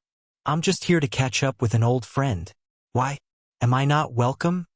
Lu Jingtian swallowed hard and asked with a sobbing voice. "You? Who exactly are you? What do you want?" Chapter 23:59. After she finished speaking, she slowly took off her hat, revealing an extremely terrifying face that was riddled with scars. Lu Jingtian did not recognize her at first, but when she saw the scars on her face, which seemed to have been inflicted by a blade, her heart skipped a beat and her expression changed drastically. Don't be *. Let's see how you're going to attract bees and butterflies after I cut your face. Don't. Memories came crashing down on her like a stormy sea. Lu Jingtian fell back into her seat in horror. It's you? Do you recognize me?" Lu Jingtian trembled in fright. She could not even remember the other's name. She only knew that the scars on her face were all caused by this woman. After that incident, this woman seemed to have disappeared without a trace. Her father had settled everything, and she thought that everything was over. She did not expect this woman to suddenly appear. Could it be that she's here for revenge? At this thought, Lu Jingtian could not help but feel her hair stand on end. She clenched her fists tightly as she broke out in a cold sweat. "It seems that Miss Lu isn't stupid. You've seen clearly who caused these scars on my face." Her words undoubtedly made Lu Jingtian even more restless. In contrast to her sitting on pins and needles, Yun Na was the opposite. She was calm and composed as she sat at the side. Slowly, she took out a bottle of transparent liquid from her pocket and poured it into a goblet. She gently swirled the liquid around but did not drink it. Her pair of cold eyes shot daggers at Lu Jingtian as if she wanted to gouge out her flesh. "I'm sorry." Lu Jingtian was so frightened that tears rolled down her cheeks. Clenching her fists tightly, she said in a trembling voice, "That time, I didn't mean it. I didn't really want to disfigure you. I was just in a fit of anger, so apologize." The corners of Yun Na's mouth twitched, yet there wasn't any expression on her face. She was neither shocked, furious, nor happy, and it caused one's hair to stand on end instead. "Truly interesting. You destroyed my appearance and caused me to be reduced to such a state. Can a light apology really make up for everything? Can a simple apology restore my face to how it was before? How laughable." She hurriedly replied, "I'll compensate you in any way you want." Yun Na remained indifferent when she heard this, from the beginning until the end. Her cold and indifferent gaze descended onto the liquid in the goblet, and her expression didn't change in the slightest. Lu Jingtian panicked even more as she hurriedly asked, "Is 1 million enough?" 1 million. Yun Na's lips curled up as if she had heard the funniest joke in the world. How cheap. Lu Jingtian also felt that the price was too low, so she asked, "How about 10 million? Is 10 million enough to make it up to you? If it's not enough, as long as you ask, I'll definitely gather enough for you." Miss Lu is so generous. Yun Na suddenly raised her eyes. Her gaze sharpened as she raised her hand and splashed the liquid in the wine glass onto her face. Lu Jingtian shrieked and struggled on the spot in fright. "Ah, what is this? Sulfuric acid? Sulfuric acid." She subconsciously thought that Yun Na had splashed some concentrated sulfuric acid on her. She was so scared that her face turned pale. However, after struggling for a while, she did not feel the intense corrosive pain that she had expected. Only then did she awkwardly calm down. She touched the slightly sticky liquid on her face and did not know what it was. In any case, it was not sulfuric acid as she had imagined. Chapter 2360. Lu Jingtian heaved a sigh of relief and calmed down. Sulfuric acid? Yun Na laughed. If you ask me, even if I splash 10 bottles of sulfuric acid on you, it won't be enough to vent the anger in my heart. You, calm down. Lu Jingtian tried to comfort her, but she did not know if she was comforting the person in front of her or herself. She naively thought that since the other party had found her, there should be room for negotiation. Since she could calmly sit in front of her and expose her identity, she probably would not do anything risky. Besides, although she was in a private room on the second floor and there was no one else around, it was still a public place. With so many people downstairs, she would definitely not do anything rash. Lu Jingtian suppressed her anger and asked humbly, "What do I have to do for you to forgive me?" "Forgive you?" Yun Na pondered for a moment before suddenly taking out a pack of cigarettes. She took one out and put it in her mouth. Then she casually picked up a Zippo windproof lighter and lit it. "Let me think about it." Lu Jingtian looked at her in trepidation. She looked at the cigarette in the other's mouth, which was flickering, and then at the lighter in her hand. She was wearing a pair of black gloves, which could vaguely be seen on her wrist, covering a long scar. It seemed to be cut by a metal hook, which was why she was using the gloves to cover it. The flame of the lighter flickered and swayed, just like her flustered heartbeat at this moment. "Why don't?" Yun Na suddenly approached her and smiled sinisterly. "How about using your face to exchange for it?" What do you mean?" Lu Jingtian's eyes widened as she asked nervously. Yun Na stood up and pretended to leave as she played with the lighter. Her gaze followed the other's movements as her heart beat like thunder. Yun Na took a deep puff of her cigarette and suddenly stopped playing with it. She lowered her head and looked at her coldly. "Lu Jingtian, from tonight onward, our grudges are settled." Just as Lu Jingtian was feeling perplexed by her nonsensical words, she saw that the other had already turned around and was about to leave. Just as she was about to calm down, she saw Yun Na make a move. The lighter in her hand flew toward her in a strange parabola. "I'm returning it to you." She threw out these words and left. Lu Jingtian yelped in shock. She subconsciously reached out to catch the lighter, but the moment she did so, she retracted her hand from the heat of the flame. The lighter landed on her body. When the open flame came into contact with her body, which was drenched in an unknown liquid, it ignited unstoppably and engulfed her in raging flames. Ah! By the time Lu Jingtian came to her senses, she had already sprung up from her seat and flailed her arms about. Little did she know that the more she flailed, the bigger the fire became. The pain of the raging fire burning his flesh gnawed at his heart. "Help! Help! Help! Help! Ah!" Yun Na ignored the burning man behind her. She put on her hat, stuffed her hands into her pockets, and walked down the stairs leisurely. Without looking back, she disappeared through the door. At this moment, loud and noisy music suddenly came from downstairs. Chapter 2361. The people on the dance floor were waving their hands and twisting their bodies to the music. The DJ, with his headphones on, hit the disc, and the high music pushed the atmosphere in the bar to its climax. "Help! It's so hot! It's so hot! It's so hot!"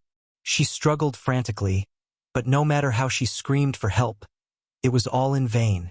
Her cries were drowned out by the crowd's clamor. Her heart was shrouded in fear and despair. She rolled on the spot for a while, but she still could not put out the fire on her body. The fire burned her clothes and skin all over her body. The smell of burnt skin assailed her nostrils. "Don't! Who's going to save me?" Lu Jingtian cried and screamed as she rolled back and forth. In the end, she accidentally rolled down the stairs. Rumble? The strange sound quickly attracted some people's attention. Some people were sitting closer to the stairs, so they quickly noticed the strange movement coming from the stairs. When they looked over, they were immediately shocked by the shocking scene. Fire! Fire! At first, they could not see clearly what the fire was. They only knew that it was on fire. But when someone took a closer look, he exclaimed, "There's someone inside. Ah, I saw it too. She's on fire. Someone, come quickly. Get some water." At this point, Lu Jingtian was engulfed by the fire. Like a ball of fire, she rolled down the stairs and knocked her head on the steps. She fainted for a moment, but the pain of being burned by the fire soon woke her up and she howled wantonly in despair. Save me, save me." No one responded. The atmosphere in the bar was at its climax.